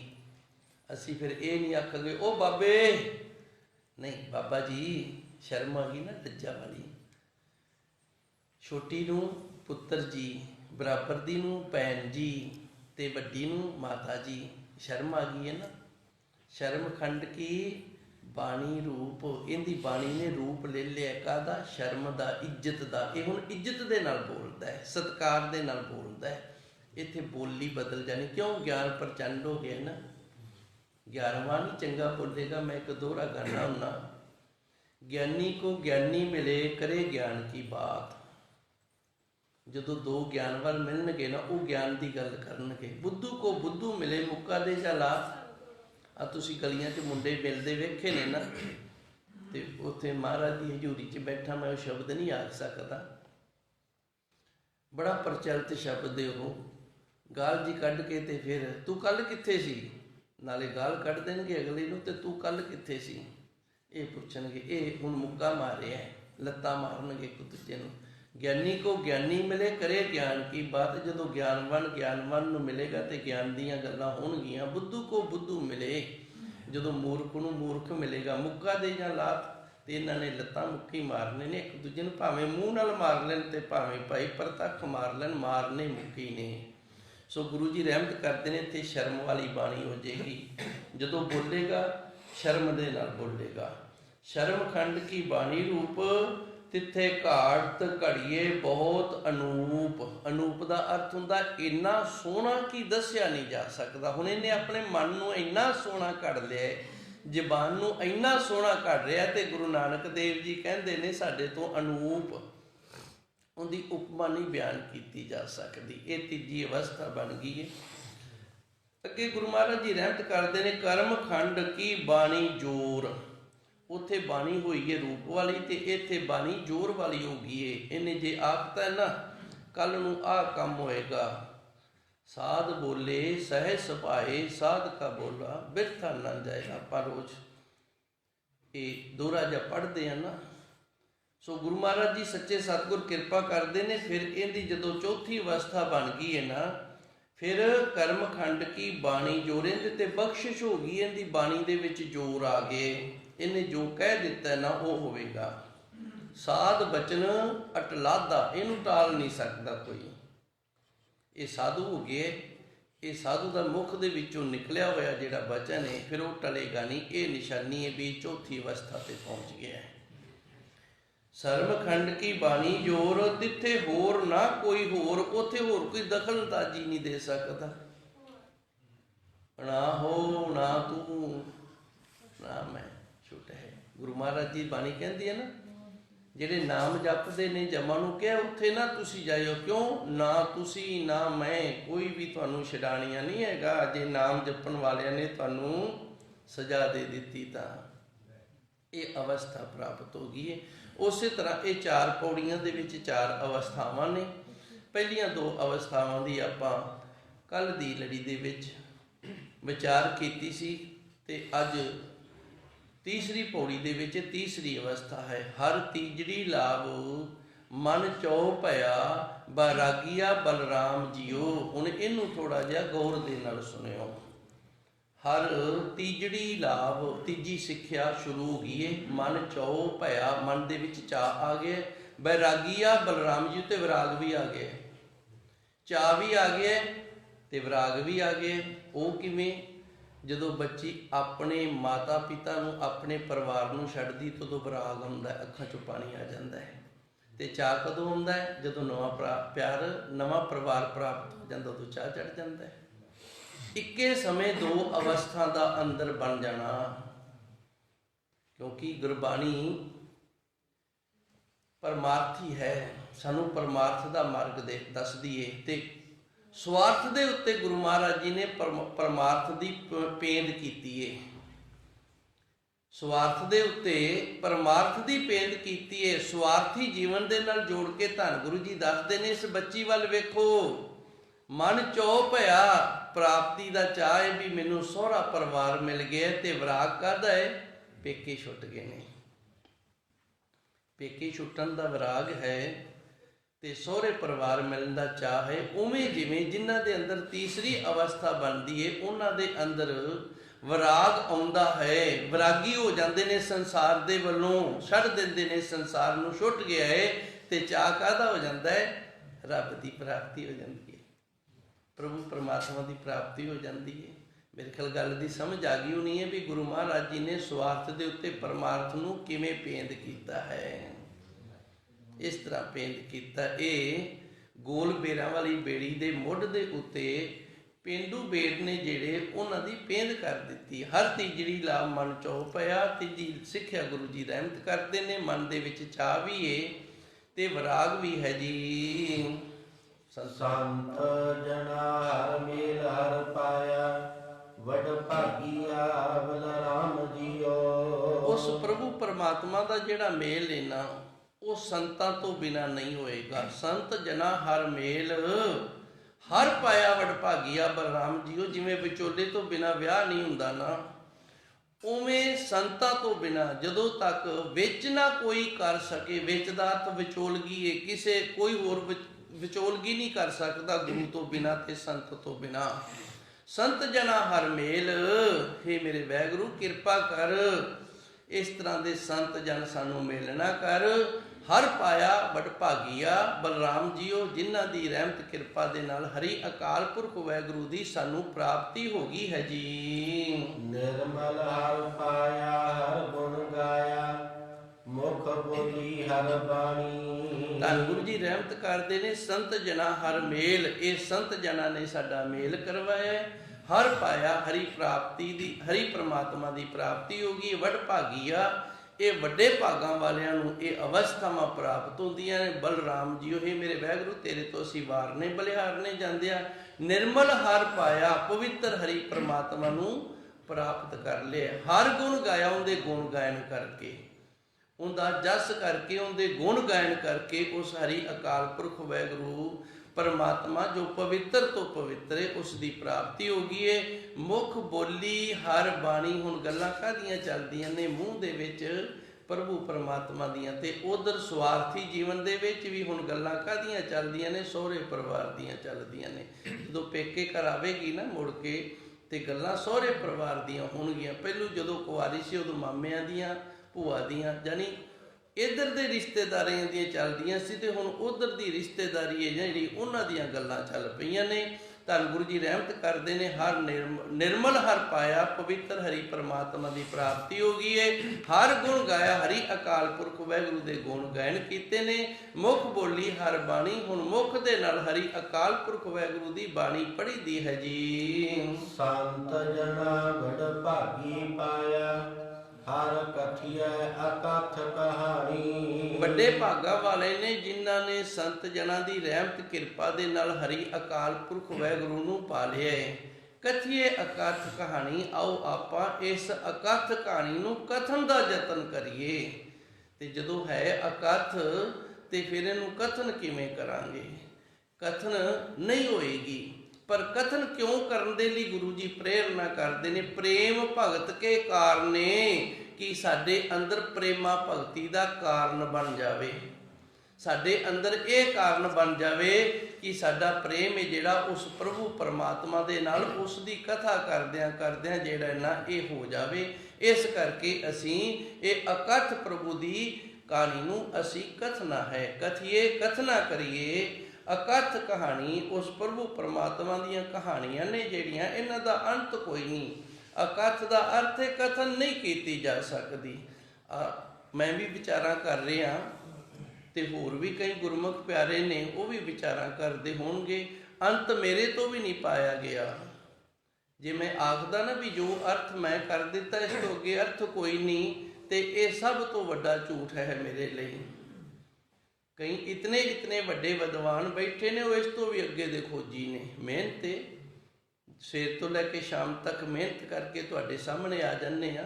ਕੋਈ ਜਿਤਨੀ ਮਿਹਨਤ ਕਰਦਾ ਹੈ ਉਤਨੀ ਉਸ ਨੂੰ ਪ੍ਰਾਪਤੀ ਹੁੰਦੀ ਹੈ, ਉਤਨਾ ਉਹ ਆਨੰਦ ਲੈਂਦਾ ਹੈ, ਉਤਨੀ ਸੇਵਾ ਉਸ ਦੀ ਵੱਧਦੀ ਹੈ।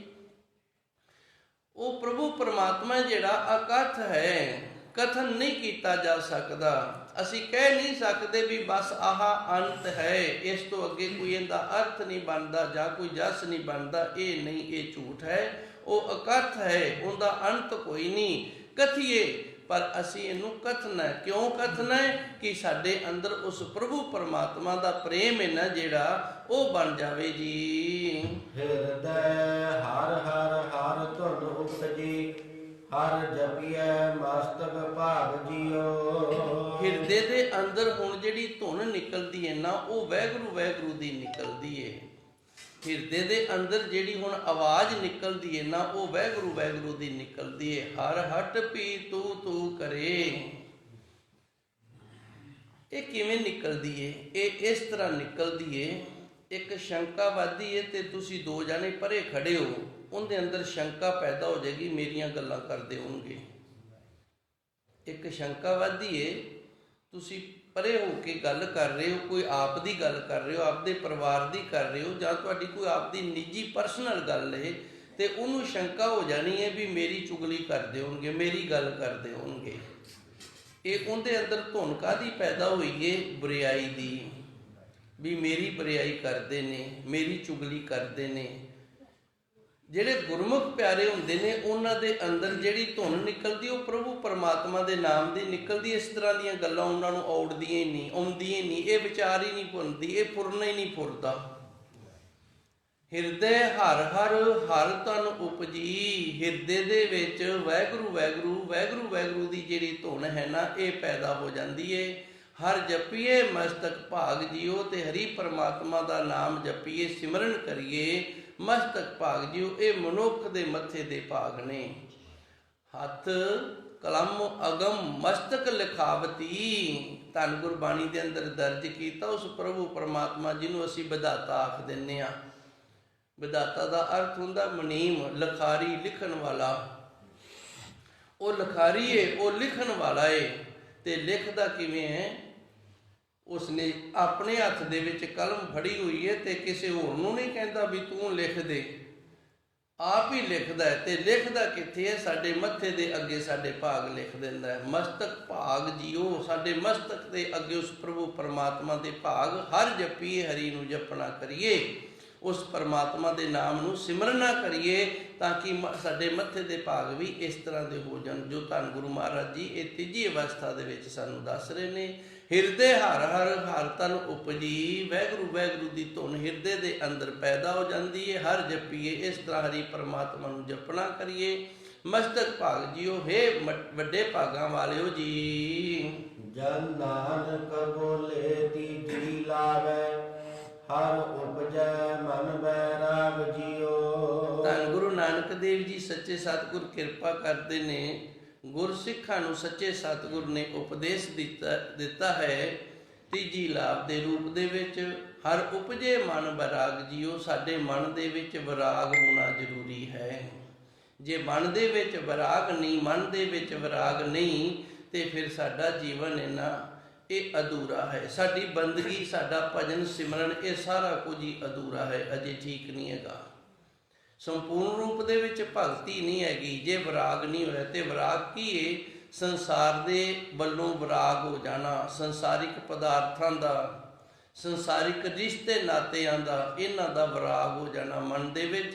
ਜਿਵੇਂ ਇੱਕ ਬੱਚੀ ਦੇ ਮਨ ਦੇ ਵਿੱਚ ਵਿਰਾਗ ਹੋ ਜਾਂਦਾ ਹੈ, ਉਹ ਆਪਣੇ ਪੇਕੇ ਘਰ ਦੇ ਸਾਰੇ ਰਿਸ਼ਤੇਦਾਰਾਂ ਨੂੰ ਛੱਡ ਦਿੰਦੀ ਹੈ, ਤੇ ਸਹੁਰੇ ਘਰ ਦੇ ਜਿਹੜੇ ਰਿਸ਼ਤੇਦਾਰ ਨੇ ਉਹਨਾਂ ਨੂੰ ਫਿਰ ਭੂਆ ਨੂੰ ਭੂਆ, ਫੁੱਫੜ ਨੂੰ ਫੁੱਫੜ, ਮਾਮਿਆਂ ਨੂੰ ਮਾਮੇ, ਚਾਚੇ ਨੂੰ ਚਾਚੇ, ਤੇ ਸੱਸ ਸਹੁਰੇ ਨੂੰ ਮਾਤਾ ਪਿਤਾ, ਇਸ ਤਰ੍ਹਾਂ ਉਹਨਾਂ ਦੇ ਨਾਂ ਆਪਣੇ ਪਰਿਵਾਰ ਦੇ ਨਾਲ ਜੋੜ ਕੇ ਹੈ ਪਰਿਵਾਰ। ਪਰ ਇਹ ਵਿਰਾਗ ਹੈ ਜਿਹੜਾ ਇਹ ਪੇਕਿਆਂ ਦੇ ਪਰਿਵਾਰ ਦਾ ਇਸ ਤਰ੍ਹਾਂ ਆ ਜਾਣਾ। ਉਵੇਂ ਜਿਵੇਂ ਇਹ ਧਰਤੀ ਹੈ ਜਿਹੜੀ ਇੱਥੇ ਅਸੀਂ ਸਾਡੇ ਪੇਕੇ ਘਰ, ਇਹਨੂੰ ਪੇਕੇ ਘਰ ਦੱਸਿਆ, ਇਹਨੂੰ ਪਰਦੇਸ ਦੱਸਿਆ। ਮਨ ਪਰਦੇਸੀ ਵੇ ਪਿਆਰਿਆ, ਇਹ ਮਨ ਜਿਹੜਾ ਇੱਥੇ ਪਰਦੇਸ ਦੇ ਵਿੱਚ ਆਇਆ ਹੋਇਆ। ਤੇ ਗੁਰੂ ਜੀ ਰਹਿਮਤ ਕਰਦੇ ਨੇ, ਇਹ ਪਿਆਰੇ ਮਨ ਤੂੰ ਇੱਥੇ ਪਰਦੇਸ ਦੇ ਵਿੱਚ ਆਇਆ ਹੈ, ਕਿਉਂਕਿ ਇੱਥੇ ਰਹਿਣਾ ਨਹੀਂ ਹੈਗਾ, ਇੱਥੇ ਅਸੀਂ ਰਹਿਣਾ ਨਹੀਂ ਹੈਗਾ। ਇਸ ਕਰਕੇ ਸੰਸਾਰ ਦੇ ਵੱਲੋਂ ਸਾਡਾ ਵਿਰਾਗ ਜਿਹੜਾ ਇਹ ਆਉਣਾ ਜ਼ਰੂਰੀ ਹੈ।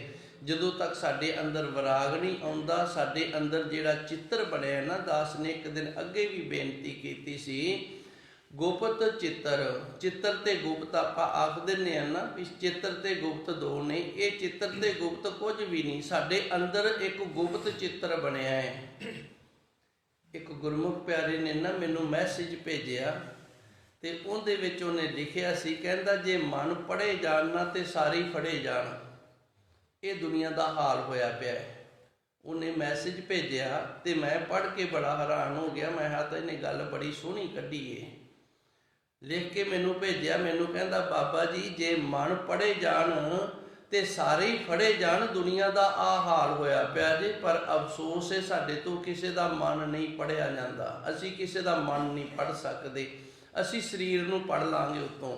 ਇਹ ਬੜਾ ਸੋਹਣਾ ਹੈ, ਬੜਾ ਸਿਆਣਾ ਹੈ, ਬੜਾ ਚੰਗਾ ਹੈ, ਬੜੀ ਰਹਿਤ ਮਰਿਆਦਾ ਦੇ ਵਿੱਚ ਰਹਿੰਦਾ, ਪਰ ਮਨ ਨਹੀਂ ਪੜ੍ਹਿਆ ਜਾਂਦਾ ਨਾ। ਜੇ ਮਨ ਪੜ੍ਹਿਆ ਜਾਵੇ ਤੇ ਫਿਰ ਫੜਿਆ ਜਾਵੇ ਨਾ ਅਗਲਾ। ਸੋ ਇਸ ਤਰ੍ਹਾਂ ਇਹ ਮਨ ਜਿਹੜਾ, ਮਨ ਦੇ ਵਿੱਚ ਜਿਹੜਾ ਚਿੱਤਰ ਬਣ ਰਿਹਾ ਉਹਨੂੰ ਗੁਪਤ ਚਿੱਤਰ ਆਖਿਆ ਗਿਆ ਹੈ। ਤੇ ਉਸ ਗੁਪਤ ਚਿੱਤਰ ਦੇ ਅਨੁਸਾਰ ਹੀ ਸਾਨੂੰ ਅੱਗੇ ਵਾਲਾ ਜੀਵਨ ਮਿਲਦਾ ਜੇ। ਅੱਗੇ ਅਸੀਂ ਜਿਹੜਾ ਨਵਾਂ ਜੀਵਨ ਲੈਣਾ ਹੈ, ਇਹ ਸਾਡੇ ਅੰਦਰ ਦੇ ਗੁਪਤ ਚਿੱਤਰ ਨੇ ਸਾਨੂੰ ਉਸ ਜੀਵਨ ਤੱਕ ਲੈ ਜਾਣਾ ਹੈ। ਜਾਂ ਇਸ ਤਰ੍ਹਾਂ ਕਹਿ ਲਓ, ਅਗਲੀ ਜੂਨ ਨੂੰ ਅਸੀਂ ਆਪਣੇ ਅੰਦਰ ਆਪ ਹੀ ਬਣਾ ਰਹੇ ਹਾਂ। ਅਗਲੀ ਜੂਨ ਹੈ ਜਿਹੜੀ, ਉਸ ਨੂੰ ਆਪਣੇ ਅੰਦਰ ਅਸੀਂ ਆਪ ਹੀ ਬਣਾ ਰਹੇ ਹਾਂ, ਉਹਦਾ ਚਿੱਤਰਨ ਕਰ ਰਹੇ ਹਾਂ, ਉਹਨੂੰ ਲਿਖ ਰਹੇ ਹਾਂ। ਤੇ ਉਸ ਤਰ੍ਹਾਂ ਦੀ ਅੱਗੇ ਫਿਰ ਅਸੀਂ ਭੋਗਣੀ ਕਰਾਂਗੇ। ਤੇ ਜੇ ਵਿਰਾਗ ਆ ਜਾਏਗਾ ਨਾ ਤੇ ਫਿਰ ਉਹ ਚਿੱਤਰ ਪਾੜ ਜਾਵੇਗਾ, ਉਹਦੇ ਤੋਂ ਅਸੀਂ ਬਚੇ ਰਵਾਂਗੇ। ਗੁਰੂ ਮਹਾਰਾਜ ਜੀ ਕਿਰਪਾ ਕਰਨਗੇ, ਆਪਣੇ ਚਰਨਾਂ ਨਾਲ ਜੋੜ ਲੈਣਗੇ ਜੀ। ਹਰ ਚੌਖੜੀ ਲਾਭ ਮਨ ਸਹਿਜ ਭਇਆ, ਹਰ ਪਾਇਆ ਬਲਰਾਮ ਜੀਓ। ਇਹ ਚੌਥੀ ਅਵਸਥਾ ਹੈ। ਚੌਥੀ ਅਵਸਥਾ ਦੇ ਵਿੱਚ ਮਨ ਦੇ ਵਿੱਚ ਸਹਿਜ ਆ ਜਾਂਦਾ ਹੈ। ਇੱਥੇ ਆਣ ਕੇ ਮਨ ਜਿਹੜਾ ਉਹ ਸਹਿਜ ਦੇ ਵਿੱਚ ਹੋ ਜਾਂਦਾ ਹੈ। ਨਹੀਂ ਤਾਂ ਮਨ ਨਾ ਜਿਹੜਾ ਇਹ ਧਾਮਨੀ ਦੇ ਵਿੱਚ ਹੈ, ਇਹ ਦੌੜ ਦੇ ਵਿੱਚ ਹੈ, ਇਹ ਭੱਜਿਆ ਫਿਰਦਾ, ਕਦੀ ਇੱਧਰ ਨੂੰ ਭੱਜ ਗਿਆ, ਕਦੀ ਇੱਧਰ ਨੂੰ ਭੱਜ ਗਿਆ। ਮਨ ਦੇ ਵਿੱਚ ਚਿੰਤਾ ਤੇ ਫਿਕਰ ਹੈ ਜਿਹੜਾ ਉਹ ਬਣਿਆ ਰਹਿੰਦਾ ਹੈ। ਨਾਨਕ ਦੇਵ ਜੀ ਮਹਾਰਾਜ ਕਿਰਪਾ ਕਰਦੇ ਨੇ, ਨਾਨਕ ਚਿੰਤਾ ਮਤ ਕਰੋ, ਚਿੰਤਾ ਤਿਸ ਹੀ ਹੈ। ਉਹਨੂੰ ਚਿੰਤਾ ਹੈ ਸਾਡੀ, ਸਾਨੂੰ ਚਿੰਤਾ ਨਹੀਂ ਕਰਨੀ ਚਾਹੀਦੀ ਵੀ ਕੱਲ ਨੂੰ ਮੇਰੇ ਨਾਲ ਕੀ ਹੋਏਗਾ, ਮੇਰਾ ਆਹ ਕਿਵੇਂ ਸਰੇਗਾ। ਇਹ ਚਿੰਤਾ ਫਿਕਰ ਨਹੀਂ ਹੋਣਾ ਚਾਹੀਦਾ। ਚਿੰਤਾ ਮਤ ਕਰੋ, ਇਹ ਚਿੰਤਾ ਜਿਹੜੀ ਇਹਦੇ ਤੋਂ ਗੁਰੂ ਜੀ ਨੇ ਸਾਨੂੰ ਮਨਾ ਕੀਤਾ ਹੈ।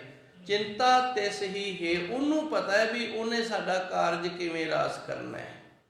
ਉਹਨੂੰ ਪਤਾ ਹੈ ਕਿ ਉਸ ਨੇ ਸਾਡਾ ਕਾਰਜ ਜਿਹੜਾ ਹੈ ਨਾ ਉਹਨੂੰ ਸਿਰੇ ਕਿਵੇਂ ਲਾਉਣਾ ਹੈ, ਉਹ ਪਰਮਾਤਮਾ ਜਾਣਦਾ ਹੈ। ਇਹਨੂੰ ਆਖ ਦਿੰਦੇ ਨੇ ਸਹਿਜ ਅਵਸਥਾ। ਮਨ ਦੇ ਵਿੱਚ ਕਿਸੇ ਤਰ੍ਹਾਂ ਦਾ ਚਿੰਤਾ ਤੇ ਫਿਕਰ ਹੈ ਜਿਹੜਾ ਉਹ ਨਾ ਬਣਨਾ। ਭਾਵੇਂ ਗਮੀ ਆ ਗਈ ਹੈ, ਭਾਵੇਂ ਖੁਸ਼ੀ ਆ ਗਈ ਹੈ, ਸਹਿਜ ਦੇ ਵਿੱਚ ਰਹਿਣਾ। ਹਰ ਚੌਥੜੀ ਲਾਭ, ਇਹ ਚੌਥੀ ਸਿੱਖਿਆ ਧੰਨ ਗੁਰੂ ਮਹਾਰਾਜ ਜੀ ਦੇ ਰਹੇ ਨੇ, ਜੋ ਗੁਰਮੁਖਾਂ ਦੇ ਅੰਦਰ ਚੌਥੀ ਅਵਸਥਾ ਹੈ। ਮਨ ਸਹਿਜ ਭਇਆ, ਮਨ ਦੇ ਵਿੱਚ ਸਹਿਜ ਆ ਗਿਆ, ਮਨ ਸਹਿਜ ਦੇ ਵਿੱਚ ਹੋ ਗਿਆ। ਹਰ ਪਾਇਆ, ਹਰੀ ਪਰਮਾਤਮਾ ਦੀ ਪ੍ਰਾਪਤੀ ਹੋ ਗਈ ਹੈ। ਬਲਰਾਮ ਜੀ ਉਹ ਮੇਰੇ ਵਾਹਿਗੁਰੂ, ਮੈਂ ਤੇਰੇ ਤੋਂ ਵਾਰ ਨੇ ਬਲਿਹਾਰ ਨਹੀਂ ਜਾਂਦਾ ਹਾਂ ਜੀ। ਗੁਰਮੁਖ ਮਿਲਿਆ ਸੁਭਾਏ, ਹਰ ਮਨ ਤਨ ਮੀਠਾ ਲਾਇਆ ਬਲਰਾਮ ਜੀਓ। ਜਿਹੜਾ ਗੁਰਮੁਖ ਹੈ ਨਾ, ਉਸ ਪ੍ਰਭੂ ਪਰਮਾਤਮਾ ਦੇ ਵਿੱਚ ਚੰਗੇ ਸੁਭਾਅ ਕਰਕੇ ਮਿਲੇਗਾ। ਗੁਰਮੁਖ ਮਿਲਿਆ ਸੁਭਾਏ, ਸੁਭਾਏ ਦਾ ਅਰਥ ਹੁੰਦਾ ਚੰਗਾ ਸੁਭਾਅ।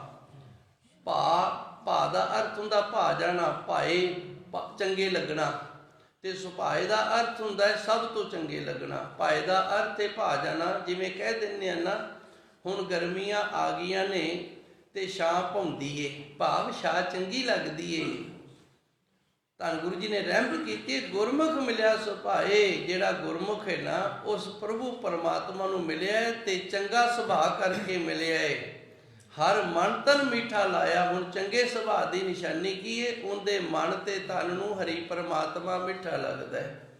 ਮਨ ਨੂੰ ਵੀ ਮਿੱਠਾ ਲੱਗਦਾ ਤੇ ਤਨ ਨੂੰ ਵੀ ਮਿੱਠਾ ਲੱਗਦਾ ਹੈ। ਅੱਜ ਤੱਕ ਤਾਂ ਮੈਂ ਤਨ ਨੂੰ ਮਿਠਾਸ ਕਿਵੇਂ ਲੱਗਦੀ ਏ ਇਹ ਨਹੀਂ ਸੀ ਨਿਰਣਾ ਕੀਤਾ। ਕਈ ਗੱਲਾਂ ਨੇ ਨਾ ਮੈਂ ਥੋੜ੍ਹੀਆਂ ਜਿਹੀਆਂ ਸਮੋਚ ਜਾਨਾ, ਆਪਣੇ ਵਿੱਚ ਹੀ ਕੁੱਟ ਬਿਲ ਕੇ ਰੱਖ ਲੈਣਾ। ਤੇ ਅੱਜ ਥੋੜ੍ਹਾ ਜਿਹਾ ਖੁਲਾਸਾ ਕਰਾਂਗੇ। ਮਨ ਨੂੰ ਮਿੱਠਾ ਲੱਗਦਾ ਹੈ। ਜਿੰਦੇ ਮਨ ਨੂੰ ਚੁਗਲੀ ਮਿੱਠੀ ਲੱਗਦੀ ਹੈ ਨਾ, ਉਹ ਚੁਗਲਖੋਰ ਦੇ ਕੋਲ ਭੱਜ ਕੇ ਜਾਏਗਾ।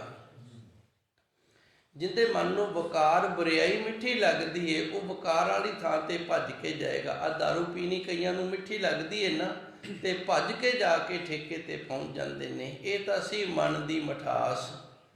ਤੇ ਤਨ ਦੀ ਮਿਠਾਸ ਕੀ ਹੈ? ਜੋ ਅਸੀਂ ਕੰਨਾਂ ਨਾਲ ਸੁਣਦੇ ਹਾਂ, ਅੱਖਾਂ ਨਾਲ ਵੇਖਦੇ ਹਾਂ, ਸਰੀਰ ਦੇ ਨਾਲ ਜਿਤਨੇ ਵੀ ਵਕਾਰ ਬੁਰਾਈਆਂ ਭੋਗਦੇ ਹਨ ਨਾ, ਇਹ ਤਨ ਦੀ ਮਿਠਾਸ ਹੈ। ਜਿਹੜੇ 5 ਵਕਾਰ ਨੇ, ਇਹ ਸਾਡੇ ਤਨ ਦੀ ਮਿਠਾਸ ਹੈ। ਤੇ ਮਿਠਾਸ ਜਿਹੜੀ ਹੈ ਉਹ ਇਹ ਹੈ, ਜਦੋਂ ਮੂੰਹ ਦੇ ਵਿੱਚ ਉਦੋਂ ਚੰਗੀ ਲੱਗੀ, ਤੇ ਜਦੋਂ ਸੰਗ ਤੋਂ ਥੱਲੇ ਉਤਰ ਗਈ ਨਾ, ਫਿਰ ਉਹ ਭਾਵੇਂ ਮਿੱਠਾ ਹੋਵੇ ਤੇ ਭਾਵੇਂ ਕੌੜਾ ਹੋਵੇ, ਫਿਰ ਕੁਝ ਵੀ ਨਹੀਂ ਬਣਦਾ। ਗੋਲੀਆਂ ਕਿੰਨੀਆਂ ਕੌੜੀਆਂ ਹੁੰਦੀਆਂ ਨੇ, ਸੰਗ 'ਚ ਰੱਖ ਕੇ ਉੱਤੋਂ ਪਾਣੀ ਪਾ ਲਈਦਾ, ਮੂੰਹ ਦੇ ਵਿੱਚ ਉਹਨਾਂ ਦਾ ਸਵਾਦ ਹੀ ਨਹੀਂ ਆਉਣ ਦੇ ਜਾਏ। ਮੂੰਹ ਦੇ ਵਿੱਚ ਪਤਾ ਹੀ ਨਹੀਂ ਲੱਗਣ ਦੇਈਦਾ ਵੀ ਕੌੜੀ ਕਿ ਮਿੱਠੀ। ਅੰਦਰ ਤਾਂ ਕੌੜੀ ਮਿੱਠੀ ਲੱਗਦੀ ਨਹੀਂ, ਬਾਹਰ ਹੀ ਲੱਗਦੀ ਹੈ, ਕਿਉਂਕਿ ਤਨ ਦਾ ਸਵਾਦ ਇਹ ਮਿਠਾਸ ਤਨ ਦੀ। ਮੇਰੇ ਖਿਆਲ ਗੱਲ ਜਿਹੜੀ ਇਹਨੂੰ ਪਕੜ ਦੇ ਵਿੱਚ ਆ ਗਈ ਹੋਣੀ ਹੈ। ਮਨ ਤਨ ਮਿੱਠਾ ਲਾਇਆ। ਹੁਣ ਪ੍ਰਭੂ ਪਰਮਾਤਮਾ ਜਿਹੜਾ, ਉਹਨਾਂ ਦੇ ਮਨ ਤੇ ਤਨ ਨੂੰ ਮਿੱਠਾ ਲੱਗਿਆ। ਕਿਹਨਾਂ ਨੂੰ? ਗੁਰਮੁਖ ਮਿਲਿਆ ਸੁਭਾਏ। ਜਿਹੜੇ ਗੁਰਮੁਖ ਨੇ ਉਹ ਚੰਗੇ ਸੁਭਾਅ ਕਰਕੇ ਮਿਲੇ ਨੇ। ਤੇ ਚੰਗੇ ਸੁਭਾਅ ਦੀ ਨਿਸ਼ਾਨੀ ਹੈ ਉਹਨਾਂ ਦੇ ਮਨ ਤੇ ਤਨ ਨੂੰ ਪ੍ਰਭੂ ਪਰਮਾਤਮਾ ਦਾ ਨਾਮ ਹੀ ਜਿਹੜਾ ਹਰੀ ਹੈ, ਜਿਹੜਾ ਉਹ ਮਿੱਠਾ ਲੱਗਦਾ ਹੈ, ਉਹ ਚੰਗਾ ਲੱਗਦਾ ਹੈ। ਉਹ ਮਨ ਕਰਕੇ ਤੇ ਤਨ ਕਰਕੇ ਉਸ ਪ੍ਰਭੂ ਪਰਮਾਤਮਾ ਦੇ ਨਾਮ ਨੂੰ ਜਪਦੇ ਨੇ, ਸਿਮਰਨ ਨੂੰ ਕਰਦੇ ਨੇ, ਉਹਦੇ ਨਾਲ ਜੁੜੇ ਰਹਿੰਦੇ ਨੇ। ਕਿਉਂਕਿ ਉਹਨਾਂ ਦੇ ਮਨ ਤੇ ਤਨ ਨੂੰ ਪ੍ਰਭੂ ਪਰਮਾਤਮਾ ਸੱਚੇ ਸਤਿਗੁਰ ਦਾ ਨਾਮ ਜਪਣਾ ਮਿੱਠਾ ਲੱਗਦਾ ਹੈ ਜੀ। ਹਰ ਮੀਠਾ ਲਾਇਆ ਮੇਰੇ ਪ੍ਰਭ ਪਾਇਆ, ਅਨ ਦਿਨ ਹਰ ਲਿਵ ਲਾਈ। ਧੰਨ ਗੁਰਬਾਣੀ ਦੇ ਅੰਦਰ ਇੱਕ ਤੁਕ ਦੇ ਗੁਰੂ ਮਹਾਰਾਜ ਜੀ ਕਿਰਪਾ ਕਰਕੇ ਗਿਆਨ ਦੇ ਕੇ, ਤੇ ਅੱਗੇ ਦੂਜੀ ਤੁਕ ਦੇ ਵਿੱਚ ਉਸ ਗਿਆਨ ਕਰਕੇ ਹੰਕਾਰ ਨਾ ਆ ਜਾਵੇ, ਇਹ ਦੱਸ ਜਾਂਦੇ ਨੇ। ਕਈ ਵਾਰੀ ਸਾਡੇ ਅੰਦਰ ਗਿਆਨ ਆ ਜਾਂਦਾ, ਅਵਸਥਾ ਬਣ ਜਾਂਦੀ ਤੇ ਹੰਕਾਰ ਹੋ ਜਾਂਦਾ, ਤੇ ਫਿਰ ਅਸੀਂ ਜ਼ੀਰੋ ਹੋ ਜਾਂਦੇ ਹਾਂ। ਹਰ ਜੀਓ ਅਹੰਕਾਰ ਨਾ ਭਾਵਈ, ਵੇਦ ਕੂਕ ਸੁਣਾਵੇ। ਧੰਨ ਗੁਰੂ ਮਹਾਰਾਜ ਜੀ ਨੇ ਹਵਾਲਾ ਦਿੱਤਾ ਹੈ ਵੀ ਗੁਰਮੁਖ ਪਿਆਰਿਆ, ਜਿਹੜਾ ਅਹੰਕਾਰ ਹੈ ਉਸ ਪ੍ਰਭੂ ਪਰਮਾਤਮਾ ਨੂੰ ਚੰਗਾ ਨਹੀਂ ਲੱਗਦਾ। ਤੇ ਜੇ ਤੈਨੂੰ ਵੇਦਾਂ ਸ਼ਾਸਤਰਾਂ ਦਾ ਗਿਆਨ ਹੈ ਨਾ, ਤੇ ਉਹਨਾਂ ਤੋਂ ਵੀ ਪੁੱਛ ਕੇ ਵੇਖ ਲਾ। ਹੁਣ ਗੁਰੂ ਜੀ ਇੱਥੇ ਜਿੱਥੇ ਸਾਨੂੰ ਦੱਸਦੇ ਨਾ, ਗੁਰਮੁਖ ਮਿਲਿਆ ਸੁਭਾਏ, ਚੰਗੇ ਸੁਭਾਅ ਵਾਲਾ ਜਿਹੜਾ ਗੁਰਮੁਖ ਪਿਆਰਾ ਪ੍ਰਭੂ ਪਰਮਾਤਮਾ ਦੇ ਵਿੱਚ ਮਿਲ ਜਾਂਦਾ ਹੈ। ਤੇ ਚੰਗੇ ਸੁਭਾਅ ਦੀ ਨਿਸ਼ਾਨੀ ਹੈ ਕਿ ਉਹਨੂੰ ਵਾਹਿਗੁਰੂ ਵਾਹਿਗੁਰੂ ਆਖਣਾ ਜਿਹੜਾ ਮਿੱਠਾ ਲੱਗਦਾ ਹੈ। ਹਰ ਮਿੱਠਾ ਲਾਇਆ ਮੇਰੇ ਪ੍ਰਭ ਪਾਇਆ। ਇਹ ਮਿੱਠਾ ਲਾਇਆ ਕਿੰਨੇ? ਹਰੀ ਨੇ। ਇਹ ਮਿੱਠਾ ਲਾਇਆ ਕਿੰਨੇ? ਹਰੀ ਨੇ। ਤਾਂ ਕਿ ਸਾਡੇ ਅੰਦਰ ਹੰਕਾਰ ਨਾ ਹੋਵੇ। ਜਦੋਂ ਅਸੀਂ ਸੇਵਾ ਕਰਕੇ ਕਹਿ ਦਿੰਦੇ ਨਾ ਗੁਰੂ ਨੇ ਕਰਵਾ ਲਈਏ, ਤੇ ਫਿਰ ਹੰਕਾਰ ਤੋਂ ਰਹਿਤ ਹੋਣ ਦੀ ਇੱਕ ਕੋਸ਼ਿਸ਼ ਯਤਨ ਹੋਏ ਨਹੀਂ ਹੈਗੇ। ਕਿਤੇ ਇਹ ਨਾ ਕਹਿ ਦੋ ਵੀ ਮੈਂ ਮੂੰਹ ਦੇ ਨਾਲ ਕਹਿ ਦਿੱਤਾ ਵੀ ਆਹ ਸੇਵਾ ਜਿਹੜੀ ਕੀਤੀ ਹੈ ਗੁਰੂ ਨੇ ਕਰਵਾਈ ਹੈ ਤੇ ਮੈਂ ਹੰਕਾਰ ਤੋਂ ਰਹਿਤ ਹੋ ਗਿਆ। ਨਹੀਂ, ਤੇਰਾ ਮਨ ਅੰਦਰੋਂ ਕੀ ਕਹਿ ਰਿਹਾ ਹੈ? ਇਸ ਗੱਲ ਨੂੰ ਮਨ ਮੰਨਦਾ ਹੈ? ਇਹ ਤੂੰ ਮਨ ਕਰਕੇ ਆਖਿਆ ਵੀ ਮੈਂ ਸੇਵਾ ਨਹੀਂ ਕੀਤੀ, ਗੁਰੂ ਨੇ ਕਰਵਾਈ ਹੈ, ਕਿ ਲੋਕਾਂ ਨੂੰ ਚੰਗਾ ਬਣ ਕੇ ਵਿਖਾਉਣ ਦੇ ਲਈ ਮੂੰਹ ਨਾਲ ਆਖਿਆ ਹੈ? ਇਹ ਸਾਡੇ ਤੇ ਨਿਰਭਰ ਕਰਦਾ ਹੈ। ਮਨ ਪੜਿਆ ਨਹੀਂ ਨਾ ਜਾਂਦਾ। ਜੇ ਪੜਿਆ ਜਾਂਦਾ ਤਾਂ ਉੱਥੇ ਉਹਨੂੰ ਫੜ ਲੈਂਦੇ ਵੀ ਤੇਰੇ ਮਨ ਦੇ ਵਿੱਚ ਤਾਂ ਚੱਲਦੀ ਏ। ਮਨ ਪੜਿਆ ਨਹੀਂ ਜਾਂਦਾ। ਅਸੀਂ ਇੱਕ ਦੂਜੇ ਦਾ ਮਨ ਨਹੀਂ ਪੜ ਸਕਦੇ, ਜਿਸ ਕਰਕੇ ਸਾਨੂੰ ਪਤਾ ਨਹੀਂ ਲੱਗਦਾ। ਹਰ ਮਿੱਠਾ ਲਾਇਆ। ਜਦੋਂ ਗੁਰਮੁਖਾਂ ਨੂੰ ਪ੍ਰਭੂ ਪਰਮਾਤਮਾ ਦੀ ਪ੍ਰਾਪਤੀ ਹੋ ਜਾਂਦੀ ਤੇ ਉਸ ਦੇ ਗੁਣ ਗਾਇਨ ਕਰਨੇ ਮਿੱਠੇ ਲੱਗਦੇ ਨੇ। ਫਿਰ ਉਹਦੇ ਅੱਗੇ ਸ਼ੁਕਰਾਨਾ ਕਰਦੇ ਨੇ, ਹੇ ਹਰੀ ਤੂੰ, ਤੇਰਾ ਨਾਮ ਸਾਨੂੰ ਮਿੱਠਾ ਲਾਇਆ ਹੈ। ਸਾਡੇ ਤੋਂ ਨਹੀਂ ਮਿਠਾਸ ਪ੍ਰਾਪਤ ਕੀਤੀ ਗਈ, ਇਹ ਮਿਠਾਸ ਪੈਦਾ ਕਰਨ ਵਾਲਾ ਤੂੰ ਹੈ। ਮੇਰੇ ਪ੍ਰਭ ਪਾਇਆ, ਇਹ ਤੈਨੂੰ ਚੰਗਾ ਲੱਗੇ। ਜਿਹੜਾ ਅਸੀਂ ਤੈਨੂੰ ਚੰਗਾ ਲੱਗੇ ਆ ਨਾ, ਇਹ ਵੀ ਤੇਰੀ ਕਿਰਪਾ ਹੈ। ਤੈਨੂੰ ਅਸੀਂ ਚੰਗੇ ਲੱਗੇ ਆ, ਇਹ ਸਾਡੇ ਵਿੱਚ ਸਮਰੱਥਾ ਨਹੀਂ ਸੀ। ਅਸੀਂ ਇੰਨੇ ਜੋਗੇ ਨਹੀਂ ਸੀ ਵੀ ਅਸੀਂ ਚੰਗੇ ਹੋ ਕੇ ਤੇ ਤੈਨੂੰ ਚੰਗੇ ਲੱਗੀਏ। ਇੰਨੇ ਜੋਗੇ ਅਸੀਂ ਨਹੀਂ ਸੀ, ਤੈਨੂੰ ਚੰਗੇ ਲੱਗਿਆ ਵੀ ਤੇਰੀ ਕਿਰਪਾ ਹੈ।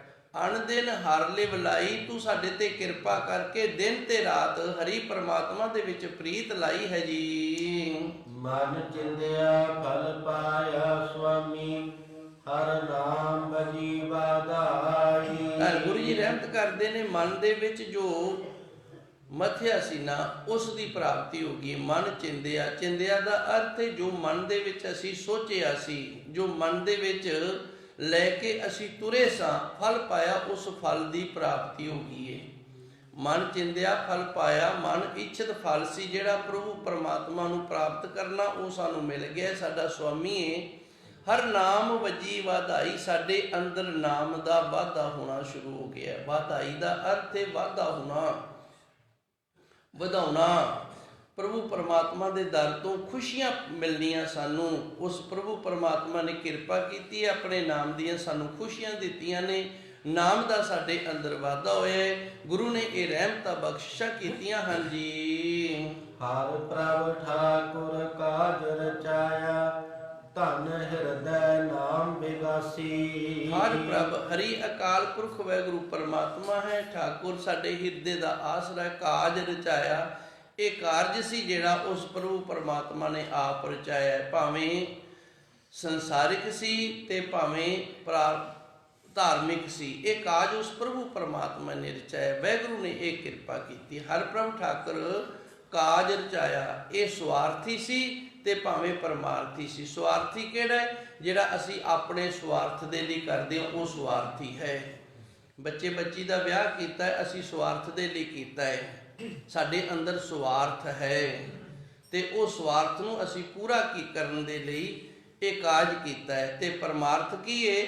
ਜੋ ਪ੍ਰਭੂ ਪਰਮਾਤਮਾ ਦੀ ਪ੍ਰਾਪਤੀ ਕਰਕੇ ਇਸ ਜੀਵਨ ਨੂੰ ਸਫਲਾ ਕਰ ਜਾਣਾ, ਇਹ ਪਰਮਾਰਥ ਹੈ। ਹਰ ਪ੍ਰਭ ਠਾਕੁਰ ਕਾਜ ਰਚਾਇਆ, ਉਸ ਵਾਹਿਗੁਰੂ ਨੇ ਆਪ ਕਿਰਪਾ ਕੀਤੀ ਹੈ, ਇਹ ਕਾਜ ਰਚਾਉਣਾ ਕੀਤਾ ਹੈ। ਧਨ ਹਿਰਦੈ ਨਾਮ ਬਗਾਸੀ, ਧਨ ਜਗਿਆਸੂ ਦੇ ਹਿਰਦੇ ਦੇ ਅੰਦਰ ਉਸ ਪ੍ਰਭੂ ਪਰਮਾਤਮਾ ਦੇ ਨਾਮ ਦਾ ਖੜਾਓ ਬਣ ਗਿਆ। ਬਗਾਸੀ ਦਾ ਅਰਥ ਹੁੰਦਾ ਖੜਾਓ ਬਣਨਾ। ਤੇ ਜਦੋਂ ਤੱਕ ਫੁੱਲ ਖਿੜੇ ਨਾ ਉਹਦੇ ਵਿੱਚੋਂ ਸੁਗੰਧੀ ਨਹੀਂ ਆਉਂਦੀ। ਫੁੱਲ ਖਿੜੇਗਾ ਤੇ ਸੁਗੰਧੀ ਆਏਗੀ। ਕਲੀ ਜਾਂ ਡੋਡੀ ਜੀ ਹੁੰਦੀ ਹੈ ਨਾ ਫੁੱਲ ਦੀ, ਉਹਦੇ ਵਿੱਚੋਂ ਸੁਗੰਧੀ ਨਹੀਂ ਆਉਂਦੀ। ਸੁਗੰਧੀ ਉਦੋਂ ਆਏਗੀ ਜਦੋਂ ਫੁੱਲ ਖਿੜੇਗਾ। ਇਸ ਤਰ੍ਹਾਂ ਜਦੋਂ ਨਾਮ ਦਾ ਵਿਗਾਸ ਹੋ ਜਾਏਗਾ ਤੇ ਫਿਰ ਅੰਦਰੋਂ ਨਾਮ ਦੀ ਸੁਗੰਧੀ ਆਏਗੀ। ਇਹ ਨਾਮ ਦੀ ਸੁਗੰਧੀ ਕਿਵੇਂ ਆਉਂਦੀ ਹੈ? ਧੰਨ ਗੁਰੂ ਮਹਾਰਾਜ ਜੀ ਸੱਚੇ ਸਤਿਗੁਰ ਨੇ ਸ੍ਰੀ ਰਾਗ ਦੀ ਬਾਣੀ ਦੇ ਅੰਦਰ ਦਰਜ ਕੀਤਾ ਹੈ, ਅਗਰਵਾਸ ਮੁਖ ਸਾਸ। ਅਗਰਵਾਸ, ਅਗਰ ਇੱਕ ਰੁੱਖ ਹੈ ਜਿੰਦੇ ਤੋਂ ਅਗਰਬੱਤੀ ਤਿਆਰ ਹੋਈ ਹੈ। ਇਹ ਅਗਰਬੱਤੀਆਂ ਨਾ ਜਿਹੜੀਆਂ, ਇਹ ਅਗਰਬੱਤੀਆਂ ਉਹ ਨਹੀਂ ਜਿਨ੍ਹਾਂ ਦੀ ਗੱਲ ਗੁਰਬਾਣੀ ਦੇ ਵਿੱਚ ਕੀਤੀ ਹੈ। ਇਹ ਕੈਮੀਕਲ ਤੋਂ ਤਿਆਰ ਹੋਈਆਂ ਨੇ। ਇਹਨਾਂ ਦੀ ਧੂੰਆਂ ਹੈ ਜਿਹੜਾ ਨਾ, ਉਹ ਸਾਡੇ ਫੇਫੜਿਆਂ ਨੂੰ, ਮੈਂ ਹੁਣ ਇੱਥੇ ਮਹਾਰਾਜ ਦੀ ਹਜ਼ੂਰੀ ਦੇ ਵਿੱਚ ਬੈਠਾ, ਪਰ ਗੁਰੂ ਮਹਾਰਾਜ ਜੀ ਨੇ ਆਪ ਵੀ ਗੁਰਬਾਣੀ ਦੇ ਅੰਦਰ ਦਰਜ ਕੀਤਾ ਹੈ, ਪਾਨ ਸੁਪਾਰੀ ਖਾਤੀਆਂ ਮੁਖ ਬੀੜੀਆਂ ਲਾਈਆਂ, ਹਰ ਹਰ ਕਦੇ ਨਾ ਚੇਤਿਆ ਜਮ ਪਕੜ ਚਲਾਈਆਂ। ਜਿਨ੍ਹਾਂ ਨੇ ਮੂੰਹ ਦੇ ਵਿੱਚ ਬੀੜੀਆਂ ਲਾਈਆਂ ਨੇ, ਪਾਨ ਸੁਪਾਰੀਆਂ ਖਾਣ ਵਾਲੇ ਨੇ ਨਾ, ਤੇ ਪਰਮਾਤਮਾ ਦਾ ਨਾਮ ਨਹੀਂ ਜਪਦੇ, ਉਹਨਾਂ ਨੂੰ ਜਮ ਫੜ ਕੇ ਲੈ ਜਾਂਦੇ ਨੇ। ਇਹ ਧੂੰਆਂ ਜਿਹੜਾ ਕੈਮੀਕਲ ਦਾ ਹੈ, ਇਹ ਭਾਈ ਬੀੜੀਆਂ ਦੇ ਧੂਏ ਦੇ ਨਾਲੋਂ ਵੀ ਮਾੜਾ ਹੈ। ਉਹ ਅਗਰਬੱਤੀ ਜਿੰਦੀ ਗੱਲ ਗੁਰਬਾਣੀ ਦੇ ਅੰਦਰ ਕੀਤੀ, ਉਹ ਇੱਕ ਰੁੱਖ ਹੈ, ਅਗਰ ਨਾਮ ਹੈ ਉਸ ਦਾ। ਉਹ ਇਤਨਾ ਮਾੜਾ ਹੈ ਕਿ 25 ਲੱਖ ਦਾ 1 ਕਿਲੋ ਆਉਂਦਾ ਹੈ। ਹੁਣ ਇਤਨਾ ਮਹਿੰਗਾ ਹੋ ਗਿਆ, ਉਹਦੀ ਪੈਦਾਇਸ਼ ਘੱਟ ਹੈ, ਲੋੜ ਜ਼ਿਆਦਾ ਸੀ, ਇਸ ਕਰਕੇ ਉਹ ਮਹਿੰਗਾ ਹੋ ਗਿਆ, ਮਿਲ ਹੀ ਨਹੀਂ ਰਿਹਾ। ਹੁਣ ਉਹਦੇ ਟੁਕੜੇ ਇਸ ਤਰ੍ਹਾਂ ਅਗਰਬੱਤੀ ਦੀ ਤਰ੍ਹਾਂ ਤਿਆਰ ਕੀਤੇ ਜਾਂਦੇ ਸਨ, ਫਿਰ ਉਹਨੂੰ ਅੱਗ ਲਾਈ ਜਾਂਦੀ ਸੀ, ਹੌਲੀ ਹੌਲੀ ਉਹ ਧੁਖਦਾ ਸੀ ਤੇ ਉਹਦੀ ਸੁਗੰਧੀ ਆਇਆ ਕਰਦੀ ਸੀ। ਗੁਰੂ ਮਹਾਰਾਜ ਜੀ ਰਹਿਮਤ ਕਰਦੇ ਨੇ, ਅਗਰਵਾਸ, ਜਿਵੇਂ ਅਗਰਬੱਤੀ ਨੂੰ ਅਸੀਂ ਲਾਉਂਦੇ ਹਾਂ ਤੇ ਉਹਦੇ ਚੋਂ ਸੁਗੰਧੀ ਆਉਂਦੀ ਹੈ, ਉਵੇਂ ਜਦੋਂ ਫਿਰ ਗੁਰਮੁਖ ਪਿਆਰਾ ਸੁਆਸ ਲੈਂਦਾ ਨਾ, ਤੇ ਉਸ ਸੁਆਸ ਦੇ ਵਿੱਚੋਂ ਵੀ ਵਾਹਿਗੁਰੂ ਦੀ ਸੁਗੰਧੀ ਆਉਂਦੀ ਹੈ। ਕਿਉਂ? ਮਨ ਖਿੜ ਗਿਆ ਤੇ ਖਿੜੇ ਮਨ ਦੇ ਵਿੱਚੋਂ ਸੁਗੰਧੀ ਆਉਣੀ ਹੈ। ਅਗਰਵਾਸ ਸਾਸ, ਜਿਤਨੇ ਸੁਆਸ ਲੈਂਦਾ ਨਾ, ਉੱਥੇ ਸਾਰੇ ਸੁਆਸ ਹੀ ਵਾਹਿਗੁਰੂ ਪਰਮਾਤਮਾ ਦੇ ਨਾਮ ਦੇ ਨਾਲ ਜੁੜੇ ਹੋਏ ਨੇ, ਤੇ ਪਰਮਾਤਮਾ ਦਾ ਨਾਮ ਹੈ ਜਿਹੜਾ ਉਹ ਹਿਰਦੇ ਦੇ ਵਿੱਚੋਂ ਨਿਕਲ ਰਿਹਾ ਹੈ ਜੀ। ਜਨ ਨਾਨਕ ਬੋਲੇ ਚੌਥੀ ਲਾਵੇ, ਹਰ ਪਾਇਆ ਪ੍ਰਭ ਅਵਨਾਸੀ। ਤਾਂ ਗੁਰੂ ਜੀ ਰਹਿਮਤ ਕਰਦੇ ਨੇ, ਇਹ ਚੌਥੀ ਸਿੱਖਿਆ ਹੈ ਗੁਰਮੁਖ ਪਿਆਰਿਆਂ ਦੇ ਵਾਸਤੇ। ਸੱਚੇ ਸਤਿਗੁਰ ਨੇ ਕਿਰਪਾ ਕੀਤੀ ਹੈ, ਰਹਿਮਤ ਕੀਤੀ ਹੈ। ਹਰ ਚੌਥੀ ਲਾਵੇ, ਚੌਥੀ ਸਿੱਖਿਆ ਦੇ ਵਿੱਚ ਹਰ ਪਾਇਆ ਪ੍ਰਭ ਅਵਨਾਸੀ, ਨਾਸ ਤੋਂ ਰਹਿਸ ਉਸ ਪ੍ਰਭੂ ਪਰਮਾਤਮਾ ਦੀ ਪ੍ਰਾਪਤੀ ਗੁਰਮੁਖ ਪਿਆਰਿਆਂ ਨੂੰ ਇਸ ਤਰ੍ਹਾਂ ਹੋ ਜਾਂਦੀ ਹੈ। ਸੋ ਇਤਨੀਆਂ ਕੁ ਸੇਵਾਵਾਂ ਸੰਗਤ ਨੇ ਪ੍ਰਵਾਨ ਕਰਨੀਆਂ। ਸੇਵਾ ਕਰਦਿਆਂ ਤੋਂ, ਬਾਣੀ ਪੜ੍ਹਦਿਆਂ ਤੋਂ, ਵਿਚਾਰਦਿਆਂ ਤੋਂ, ਬੋਲਦੇ ਚਾਲਦਿਆਂ ਤੋਂ ਇੱਕ ਨਹੀਂ, ਅਣਕ ਪ੍ਰਕਾਰ ਦੀਆਂ ਤਰੁੱਟੀਆਂ ਰਹਿ ਜਾਂਦੀਆਂ ਨੇ, ਗਲਤੀਆਂ ਹੋ ਜਾਂਦੀਆਂ ਨੇ।